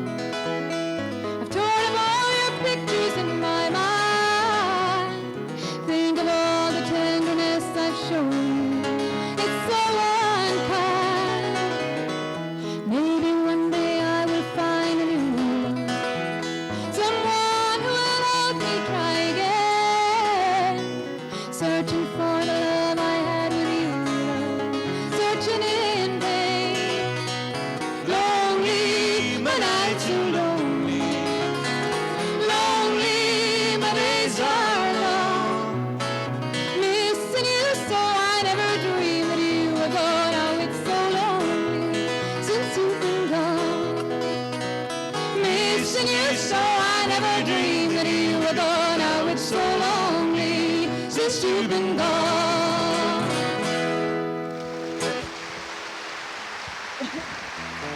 Thank you.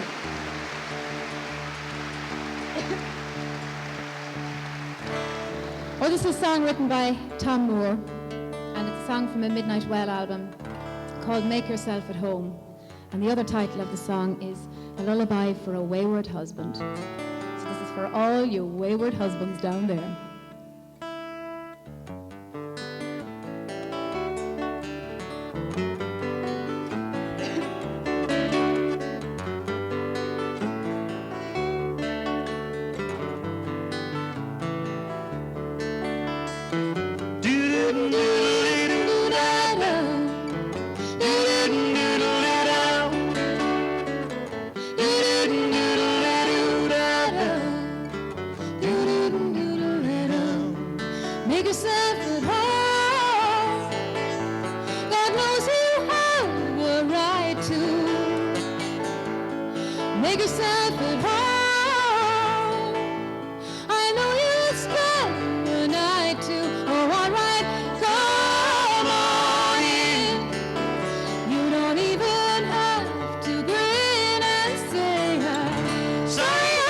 that's the last time I can take you back again.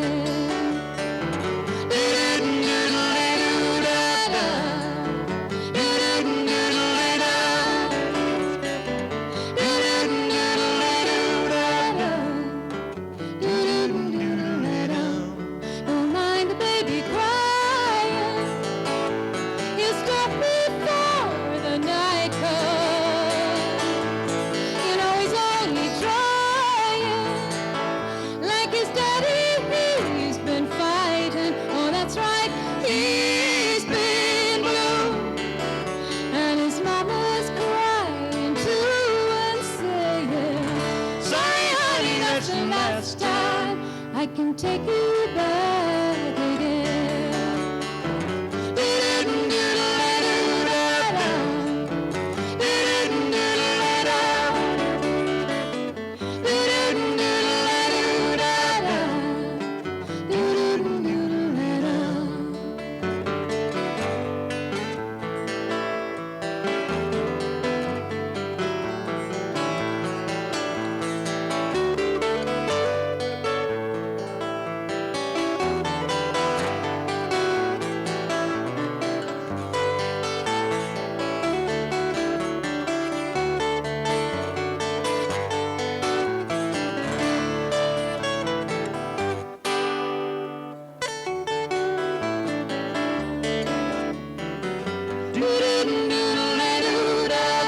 Let's hear it.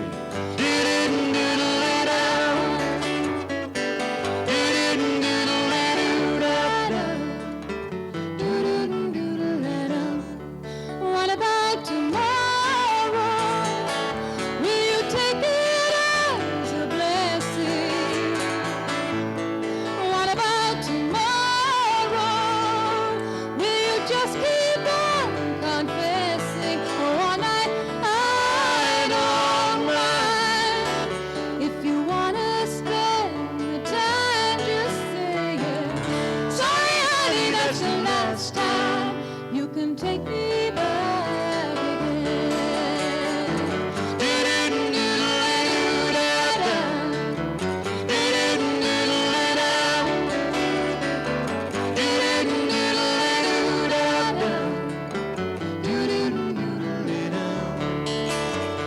Back again, won't you come on in? Back again, do I care where you've been? Back again, won't you come on in?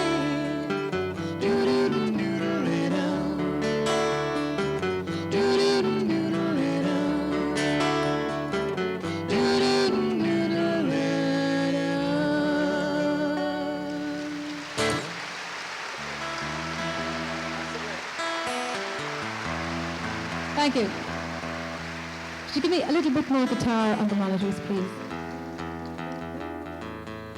Well, this is a song for all you people who've given up smoking, or anybody who's not allowed to smoke here and they're dying for a cigarette, because this song is called I'm Down to My Last Cigarette. It was written by an American woman called K.D. Lang.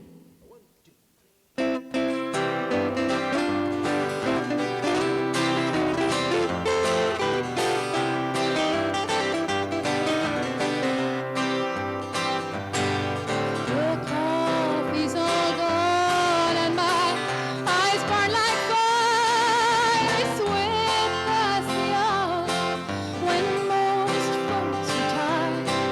You told me you called me, but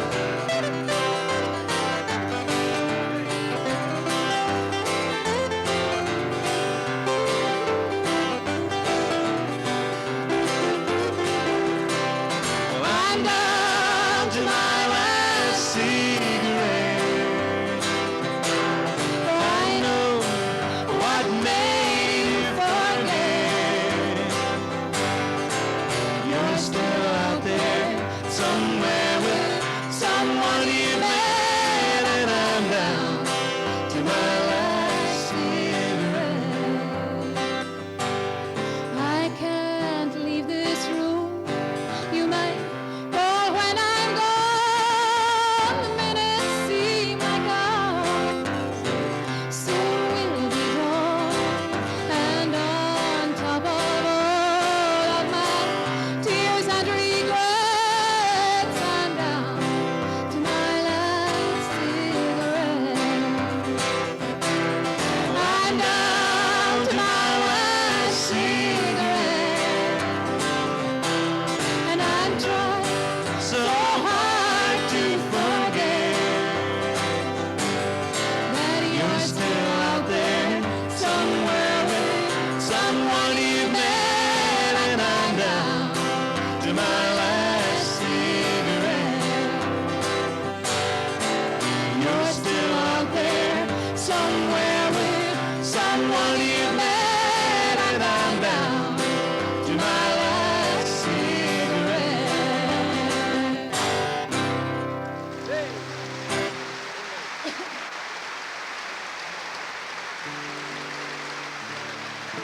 Thank you very much.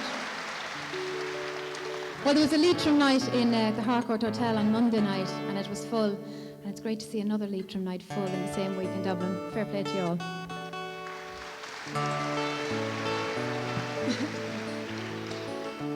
This is a song written by a guy who's found total contentment with his life, and it's a song called A Song for Life.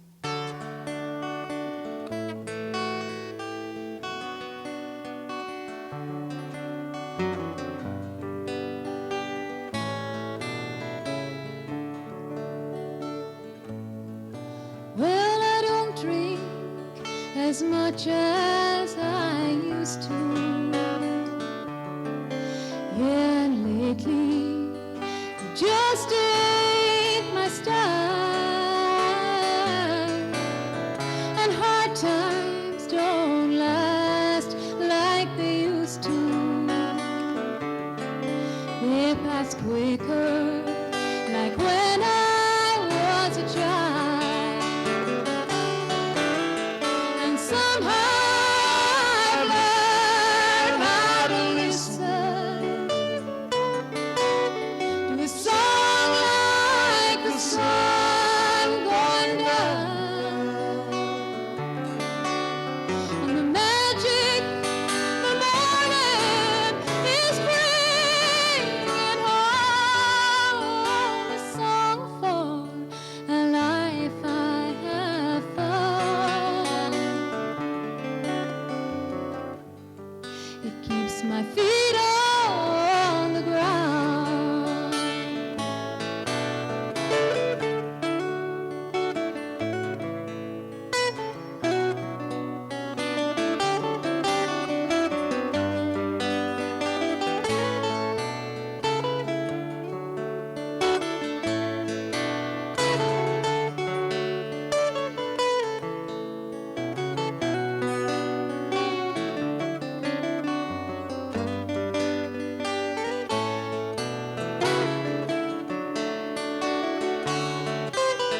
And somehow I've learned how to listen to a song like the sun going down. And the magic the morning is bringing home a song for a life I have found. It keeps my feet on the ground. Now midsummer days ain't so heavy, but don't they blow like a breeze through your mind? And nothing appears in a hurry to make up for someone's lost time. And somehow I've learned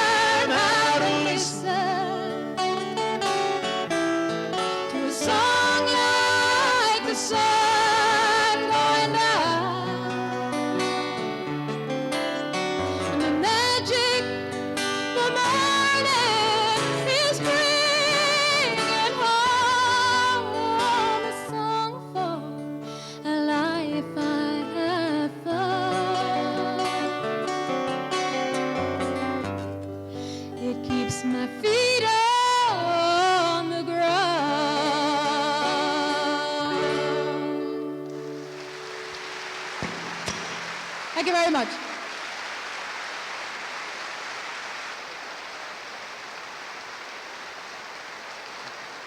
Ladies and gentlemen, Brendan Emmett, Charlie McGettigan and Eleanor Shanley.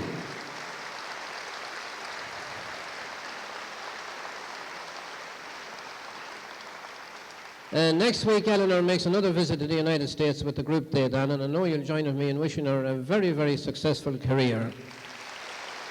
Eleanor Shanley. Ladies and gentlemen, when listening to RTE, I'm sure in past times you've heard letters from Disgusted from Dowra and Frustrated from Funchina, and several ladies like that writing into the Lonely Hearts Club. And we have a gentleman along tonight who solved many of those problems for these ladies. He's the Leitrim Man of the Year. A nice warm welcome for Senator Paschal Mooney.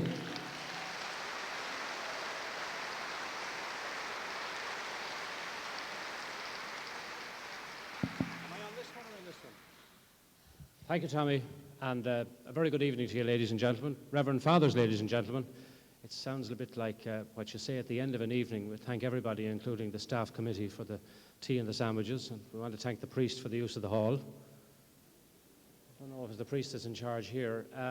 I want to, on behalf of you, to thank the organising committee and all of the wonderful artists who are either from Leitrim or who have taken Leitrim as their adopted county for providing what must be one of the hardest acts in the world to follow.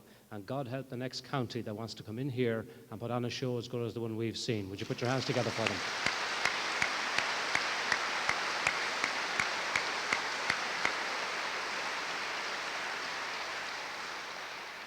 I'm not so sure about the Lonely Hearts. Tommy was talking about around Funchina, or indeed anywhere else. Do you know where Funchina is? Well, I found out during the last local elections. It's outside of Keshcarrigan. And they were more interested in getting housing and jobs than they were in Lonely Hearts, Tommy. And I'm working on it. I couldn't help but think, in fact, when I was listening to the marvellously talented McArdle brothers, and they were referring to Paddy Kavanagh's problems with his knowledge of agriculture, and that I had a somewhat similar problem in my own part of the country. Those from the town of Drumshanbo and surrounding districts will know that one of my illustrious colleagues, who by the way, he was elected and will make a fine councillor, was known locally, and he himself indeed referred as a cow doctor. So I had this particular problem in dealing with the farmers around Drumshanbo, one of whom had asked me in the course of the campaign, it's all very well looking for a vote, but what do you know about pulling calves out of cows? And I said, well, of course, coming from the town, I'd probably have to read it in a book, and between the two of us, we might do it. But I will tell you this, I might know an awful lot about that, but I certainly know what department to go if you're looking for the headage payment. So I'm glad to know that Paddy Kavanagh and myself had a similar problem. As Leitrim Person of the Year, I have to say that it was and is the highest honour that can be bestowed on any Leitrim person. And in standing here tonight, in fact, as I was coming up, I couldn't help but think that in other times it would be my late father that should be doing this, and I still feel somewhat uncomfortable in standing here in that role. But then again, the old biblical quote about not being worthy to loose his shoes or to latch his shoes. But to all of the former Leitrim People of the Year, it goes way back to 1968-69, and indeed I met one of the former members, I think one of the early recipients of that award. That's our European MP, Joe McCartan, who was here with his wife. And I couldn't help but think of all of the illustrious people who have held the title of Leitrim Person of the Year going way back to the late 60s. So in standing here, I'm standing here for them and saying that here is yet another example of the marvellous solidarity that Leitrim people can show in moments of adversity. And the adversity in this instance is, of course, to raise funds for two worthy causes in two parts of our lovely county. And by your presence here tonight, and indeed by the marvellous publicity that has surrounded this evening, I have absolutely no doubt whatsoever that other counties that might be thinking of stealing a march on us are going to have a difficulty in not only putting on a show that is representative of the county as a whole and that will find within its borders so much varied talent, but in order to fill this marvellous National Concert Hall away from our normal roots. And that is the tribute to the organising committee under their chairman, James Creed, a fine Leitrim man, and indeed all of their people.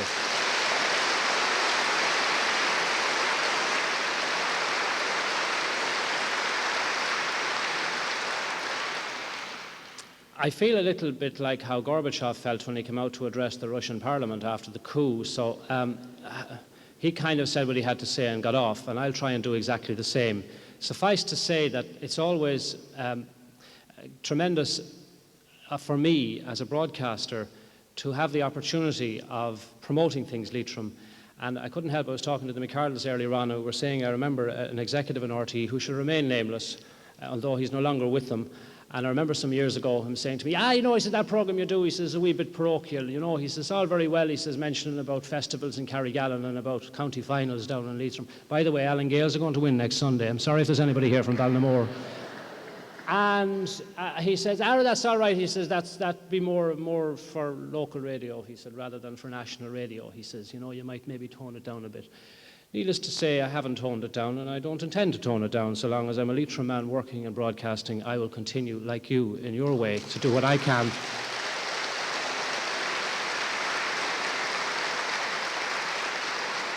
I will continue to do in my way, as you do in yours, to promote the county as best I can. And this is the most positive manifestation of what we as Leitrim people can do in helping ourselves. This is ourselves. We really are. It really is the embodiment of Sinn Féin. And we shouldn't really have to worry about relying on other people, because we have such marvellous initiative and such tremendous imaginative and creative powers within our own county that we can really beat all that the world throws at us. And that really should be the message from tonight. A celebration of all that's good in County Leitrim. And like you, I'm honoured to be here. Good night and God bless you all.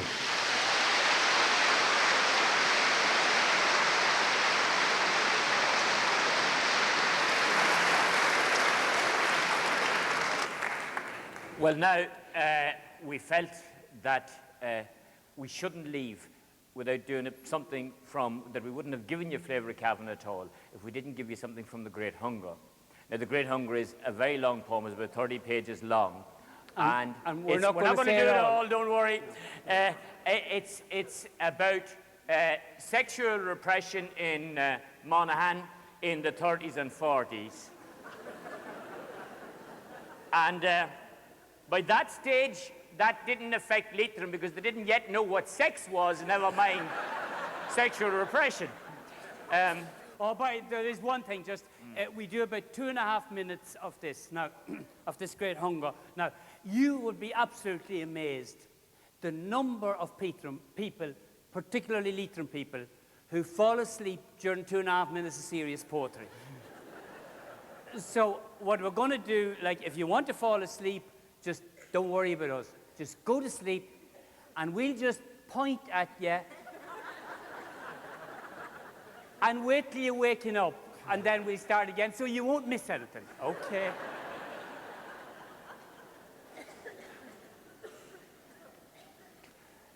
Clay is the word, and clay is the flesh. Where the potato gatherers, like mechanized scarecrows, move along the side fall of the hill, Maguire and his men. If we watch them an hour, is there anything we can prove of life as it is, broken-backed over the book of death? Here, crows gabble over worms and frogs, and the gulls, like old newspapers, are blown clear of the hedges. Luckily, is there some light of imagination in these damp clods? Or why do we stand here shivering? Which of these men loved the light and the queen too long virgin? Yesterday was summer. Which of them promised marriage to himself before apples were hung from the ceiling for Halloween? We will wait and watch the tragedy till the last curtain, till the last soul passively, like a bag of wet clay, moves down the side of the hill, diverted by the angle where the plough missed or a spade stands, straightening the way. Maguire was faithful to death. He stayed with his mother till she died at the age of 91. She stayed too long, wife and mother in one. When she died, the knuckle bones were cutting the skin of her son's backside, and he was 65. Sitting on a wooden gate, all alone, he sang and laughed like a man quite daft, or like a man on a channel raft, he fantasied forth his groan. Sitting on a wooden gate, sitting on a wooden gate, sitting on a wooden gate, he rode in daydream cars. He locked his body with his knees when the gate swung too much in the breeze. But while he caught high ecstasy, life slipped between the bars. One day, he saw a daisy, and he thought it reminded him of his childhood. He stopped his cart to look at it.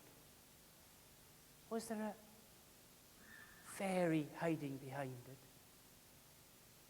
He helped home a poor woman whose cow had died on her. He dragged home a drunken man on a winter's night.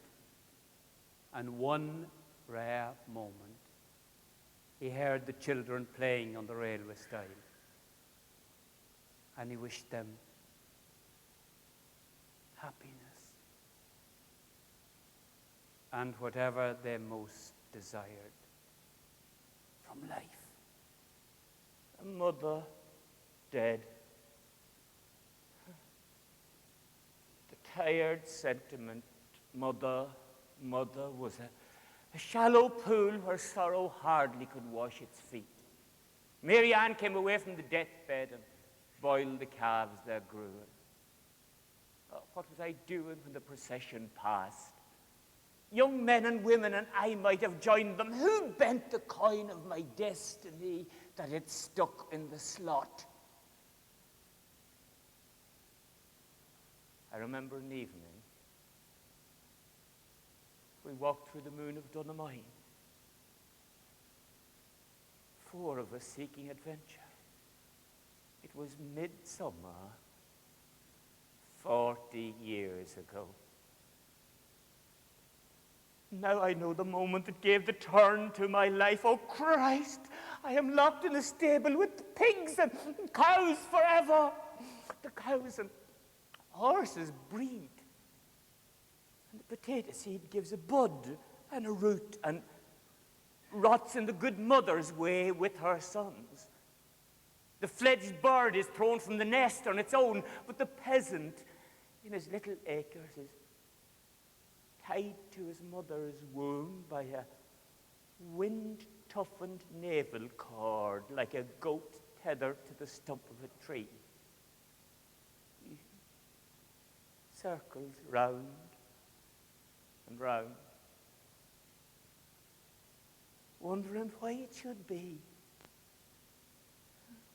No crash, no drama.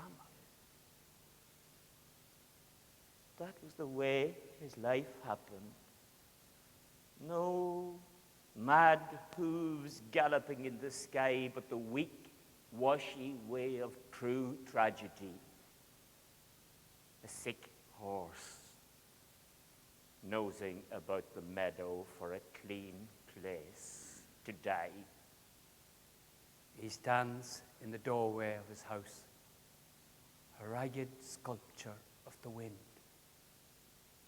October creaks the rotted mattress, the bedposts fall. No hope, no lust.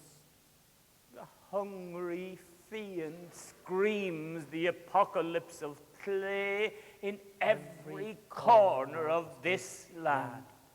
God, you did very well. You did well.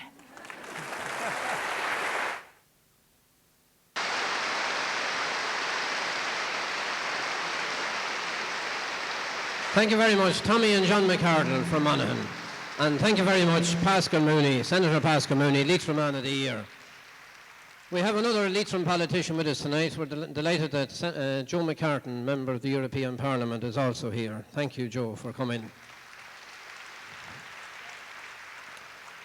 And with the two politicians here, it reminds me, some years ago, Joe and John Ellis were both canvassing for a seat in Leitrim, and naturally, going around, they have to be very diplomatic, and Joe called up to a farmer up in Ahavas, up in Killargue, and a little house at the side of a hill, and went around to the buyer at the back, and the farmer was in there trying to milk the cow. The buyer was about that height, and he had a hump on him inside. And Joe, of course, knowing the way the farmer thinks, said, "Come out here, sir, come out of there," he says, "and I'll milk that cow for you." You see, "God, you're a decent man, Mr. McCartan," he says. So Joe was in milking the cow, and he turned around and says, "By the way, was Ellis with you yet?" "Oh, indeed he was." He says, "He's milking the two tits on the other side."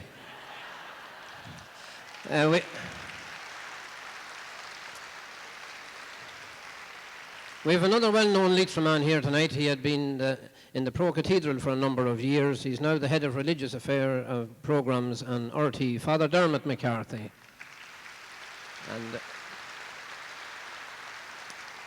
And Father Dermot celebrated the silver jubilee of his ordination some months ago. Congratulations to him on that. And he came back to visit Ballinamore and many of his old friends shortly afterwards. And he called to some neighbours of ours that were married for a long time and didn't have any children. And he used his usual trick. He said, "Did ye pray?"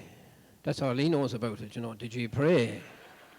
And I said, "Well," he said, "God, we did, Father, and it didn't seem to work." "Well," he says, I'd suggest, he says, that the wife should do a night vigil and knock. So there's a bus goes off, Jimmy Martin's or Junior McGowan, the bus goes off every Friday night to the night vigil and knock. So the woman went off anyway and came back, and fair play to her. About 2 months later, she had the good news that she was expecting. And Father Dermot was back, and he was delighted.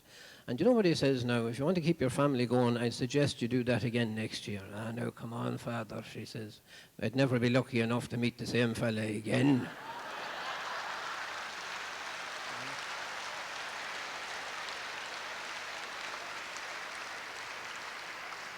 We've had a number of Leitrim artists on tonight. Our next artist is not from Leitrim, but he's extremely well known in Leitrim and all over Ireland. He's possibly a bit nervous singing before so many from Leitrim.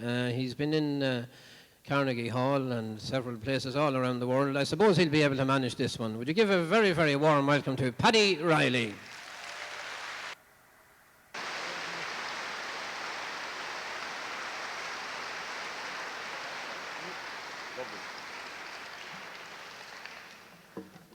Thank you. Well, you're enjoying yourselves anyway, obviously. What about a marvellous big round of applause for everybody? Great stuff altogether. What's the news, oh my bold chandelier, with your long barrel gone to the sea?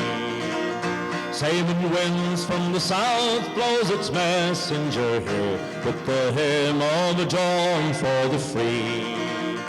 Goodly news do I bring you to fort, goodly news do I hear, bargee man. For the boys march at dawn from the south to the north, led by Kelly, the boy from Killargue. You can clap your hands if you want, no problem.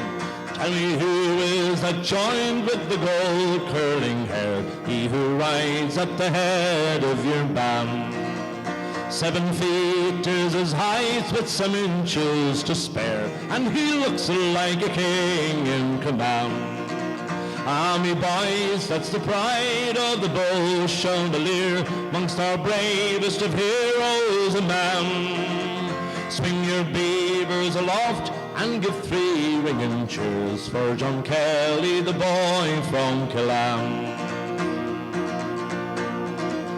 But the gold sun of freedom grew darkened at Ross, and it set by the Slaney's red waves. And poor Wexford, stripped naked, hung high on a cross, with her heart torn by traitors and slaves. Glory, oh, to those brave sons who died for the cause of long downtrodden man. Glory, oh, to Mount Leinster's own darling and pride, dauntless Kelly, the boy from Killargue.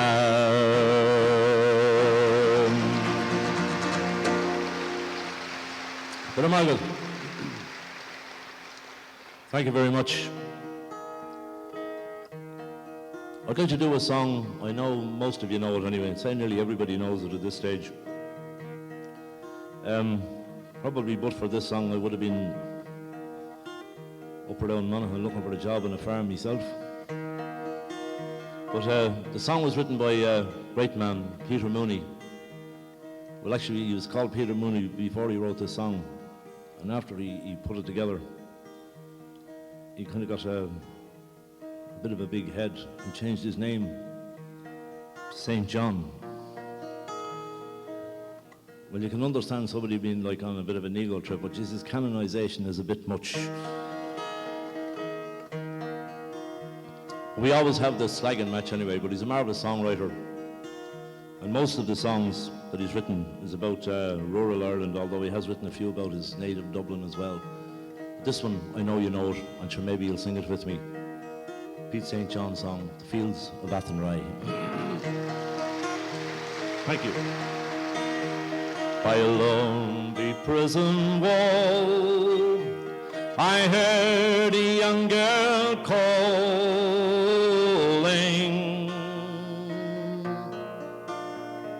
Michael, they have taken you away, for you stole Trevelyan's corn, so the young might see the morn. Now a prison ship lies waiting in the bay. Low lie the fields of Athenry, where once we watched the small free birds fly. Our love was on the wing, we had dreams and songs to sing. It's so lonely round the fields of Athenry.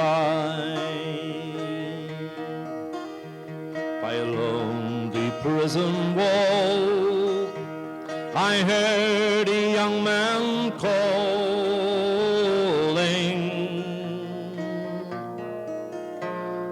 nothing matters, Mary, when you're free.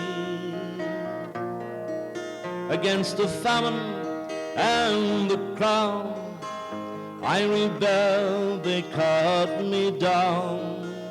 Now you must raise our child with dignity. Sing it with me now, come on. Low lie the fields of Athenry, where once we watched the small free birds fly. Our love was on the wing, we had dreams and songs to sing. It's so lonely.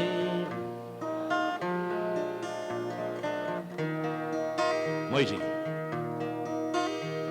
By a lonely harbour wall, she watched the last star falling,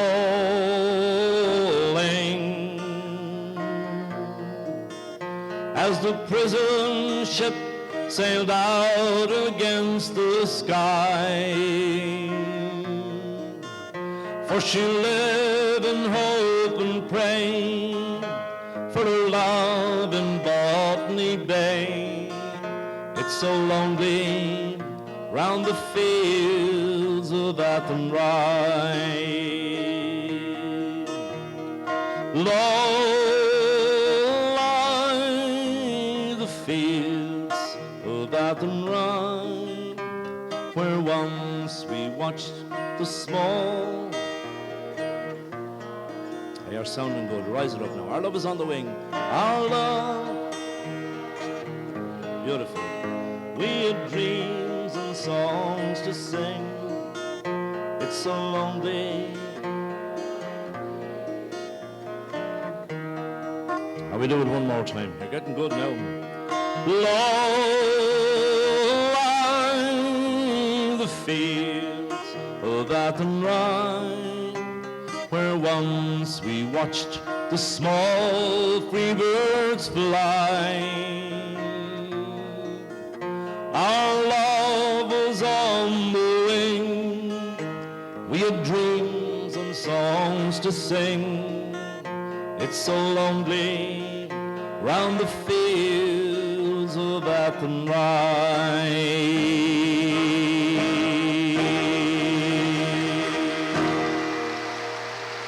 Thank you.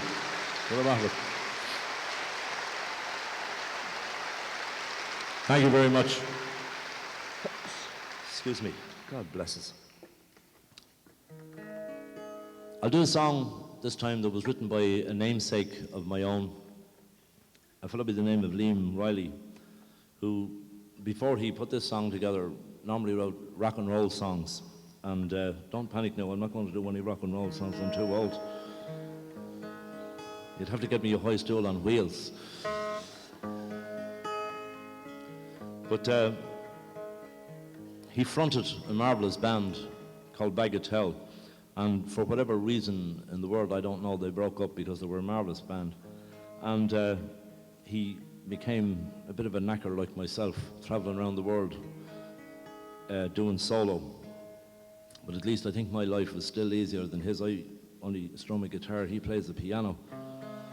And it's easier to bring this on an aeroplane than bring a bloody piano, I'll tell you that.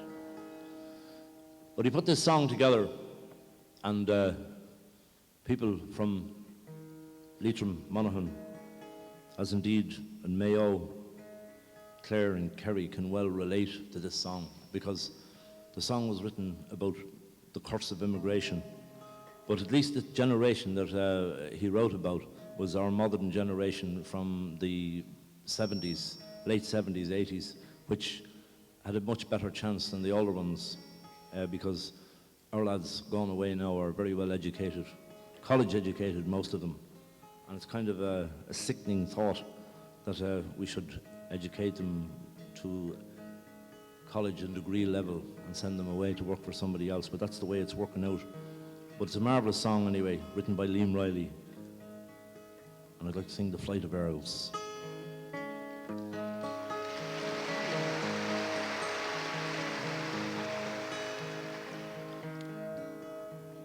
I'm just after thinking it's ironic that we're doing it here. This used to be the old exam hall of UCD.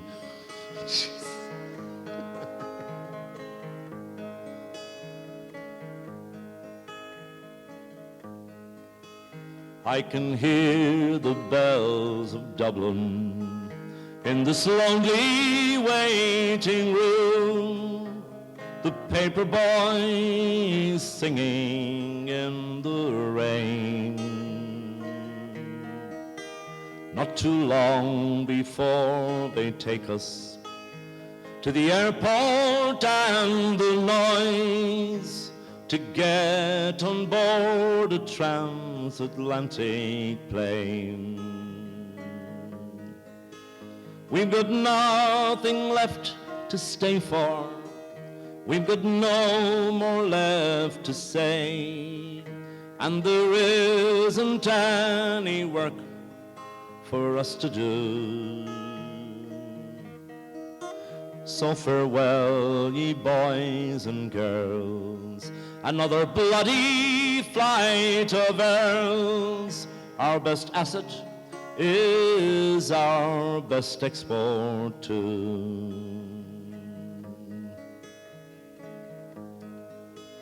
It's not murder, fear or famine that makes us leave this time. We're not going to join McAlpine's Fusiliers. We've got brains and we've got vision. We've got education too. And we just can't waste away the precious years. So we walk the streets of London and the streets of Baltimore, and we meet at night in several Boston bars. We're the leaders of the future, and we're far away from home, and we dream of you beneath the Irish stars. Take a look at Ellis Island and the lady in the bay as Manhattan turns to face another Sunday. We just wonder what you're doing for to bring us all back home as we look forward to another Monday. For it's not the work that scares us, we don't mind an honest job, and we know things will get better once again. So 1,000 times adieu. We've got Bono and you too. All we're missing is the Guinness and the rain.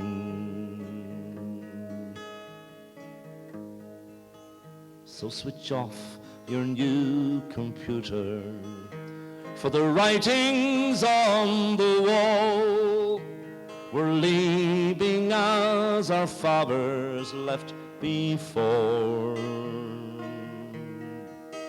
Take a look at Shannon Airport and the boat that leaves North Wall. There'll be no youth unemployment anymore.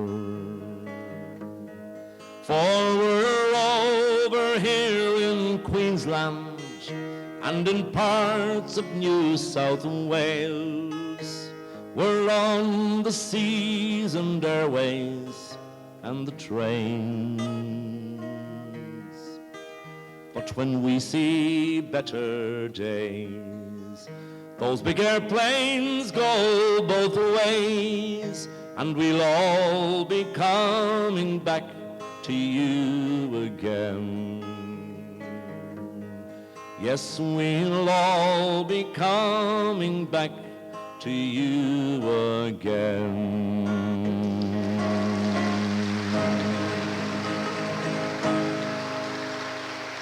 Thank you.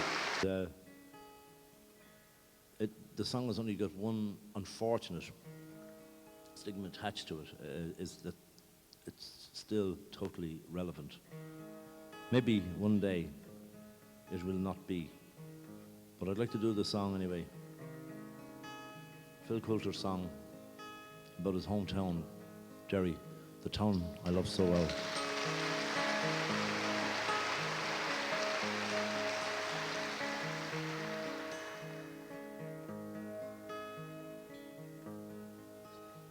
And thank you for inviting me to be part of your evening. I appreciate it.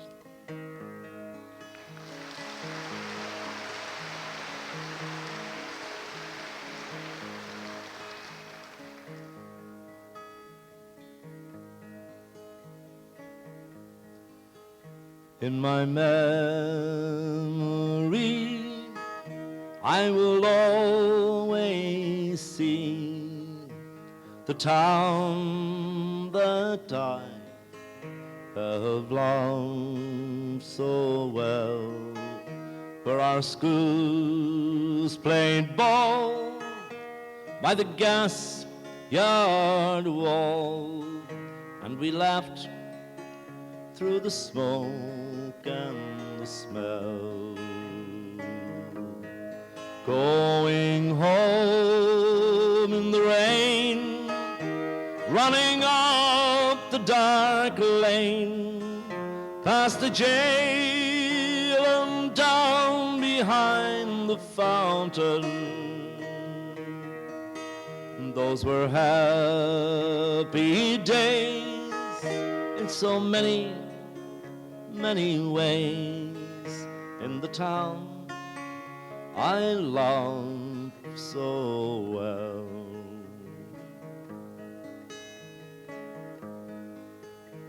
In the early morning, the shirt factory horn called women from Cregan, the moor and the ball, while the men on the dome played a mobber's role, fed the children and then walked the dawn. And when times got rough, there was just about enough, but they saw it through without complaining.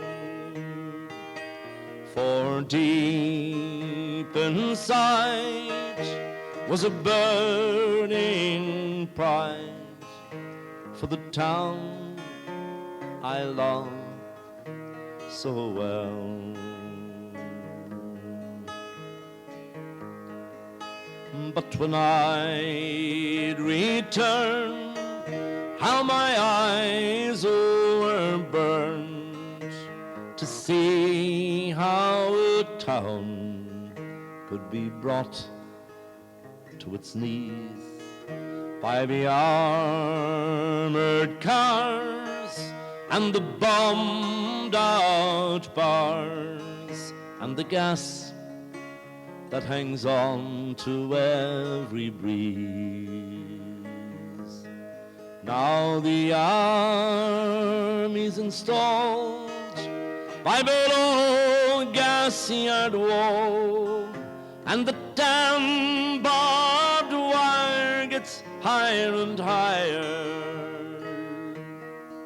With their tanks and guns, oh my God, what have they done to the town I love so well?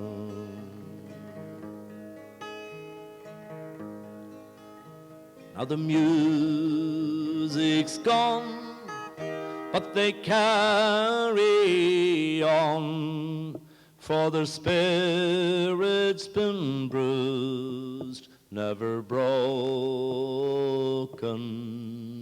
Though they'll not forget, still their hearts are sent on tomorrow and peace once again.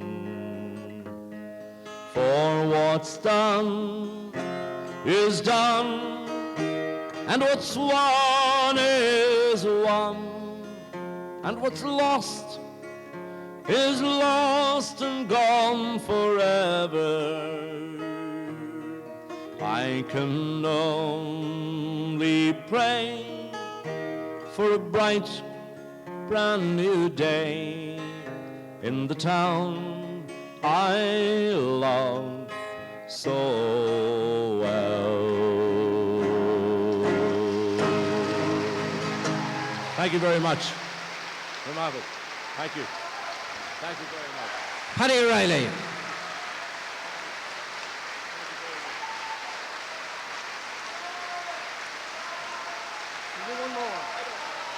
One more, okay. Connemara Tattoo Egg Gibrid Yow Taxon Shop.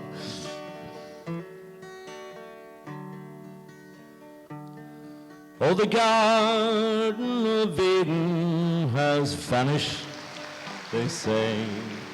Thank you. But I know the lie of it still. Just turn to the left at the bridge of Finney and stop when halfway to Coot Hill. It's there you will find it, I know sure enough, when fortune has come to my call. Oh, the grass, it grows green around Ballyjamestuff, and the blue sky hangs over it all. In tones that are tender and tones that are gruff, still whispers come over the sea.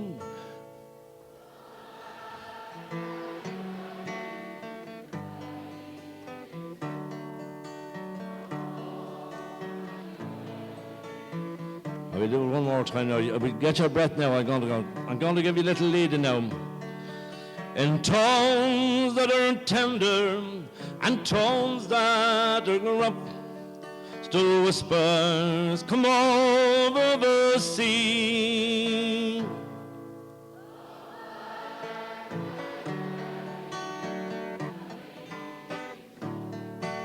Come home, Paddy Reilly, to me.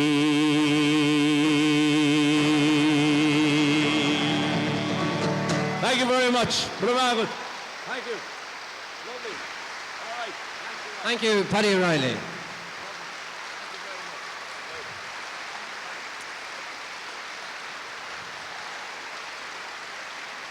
And now, ladies and gentlemen, we'd like to bring back the artists who performed for you tonight. John Farry and Rosie Stewart have had to leave to go home. We'd like to thank them. John Farry, Rosie Stewart.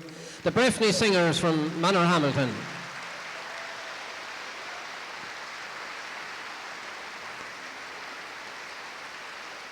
Charlie and Ben Lennon have also had to leave early, but we call on Gust, Ward and Killian McGuinness.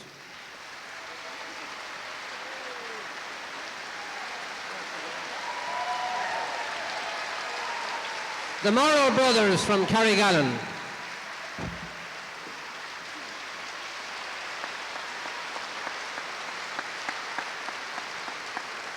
Eamonn and Orla Daly from Drumshanbo.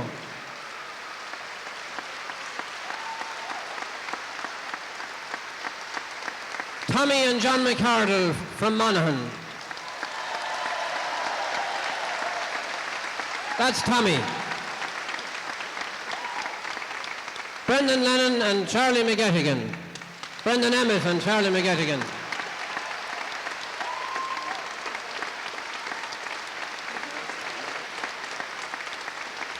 The lead singer with the Daly, Eleanor Shanley.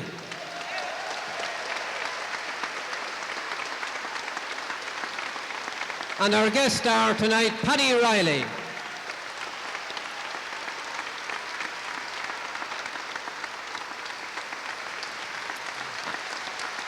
And just before we finish, a representative from the Carrigallen community and from the Dromahair community, Cathal Farley from the Cornmill Theatre and Father Patsy Young from Dromahair, would just like to say a very short thank you. Father Patsy Young.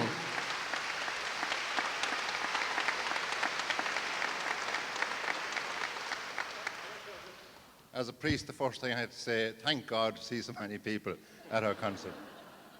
It's a tremendous privilege for me to stand here on this stage in our National Concert Hall and be associated with this highly successful and most entertaining evening. And I want to simply, on behalf of the people from Dromahair, Newtownmanor and Killargue, which is our parish at home, to say a sincere thank you to all of you who bought tickets and came along here this evening. Thank you very much. Give yourselves a round of applause.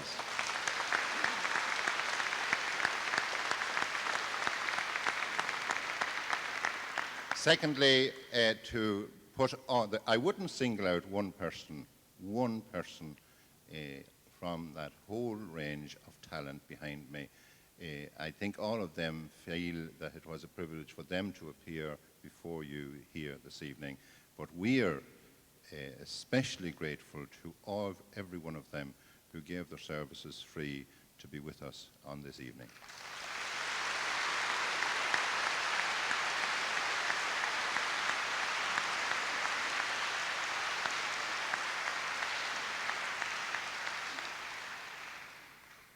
Just to say that the show was put together here this evening in 2.5 hours by none other than Tom McArdle, my lifelong friend, and you'd see his hand in it.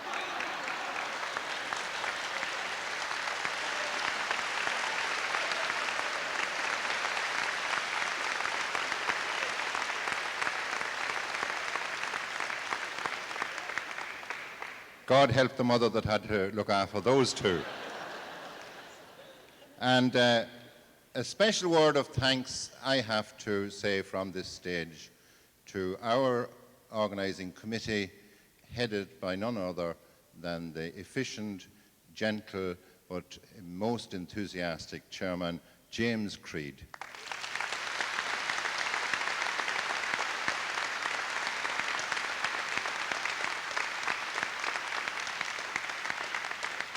a final thank you to all the people who helped let you know that this night was on. And there's 400 or 500 more people who wanted to come, but we hadn't seats for them. Thank you, all of you, for supporting us, and safe home.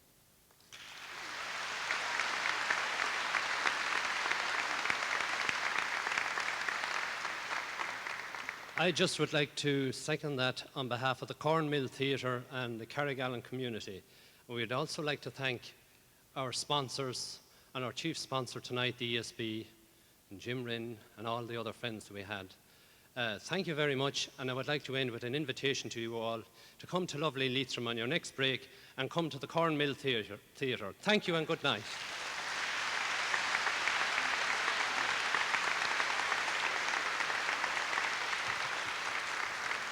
And finally, before we go, I'd like to say I think this is the very first function organised by Father Patsy Young that he didn't have a raffle.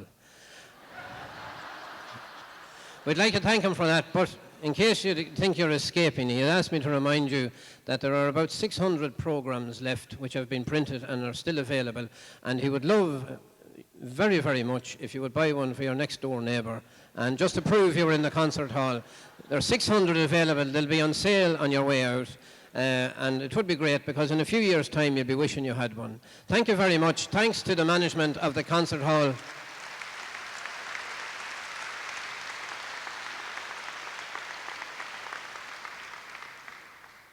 We want you all to join with us in singing Lovely Leitrim.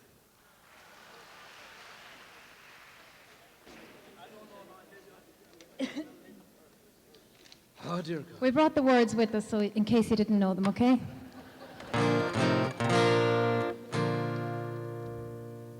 Last night I had a pleasant dream.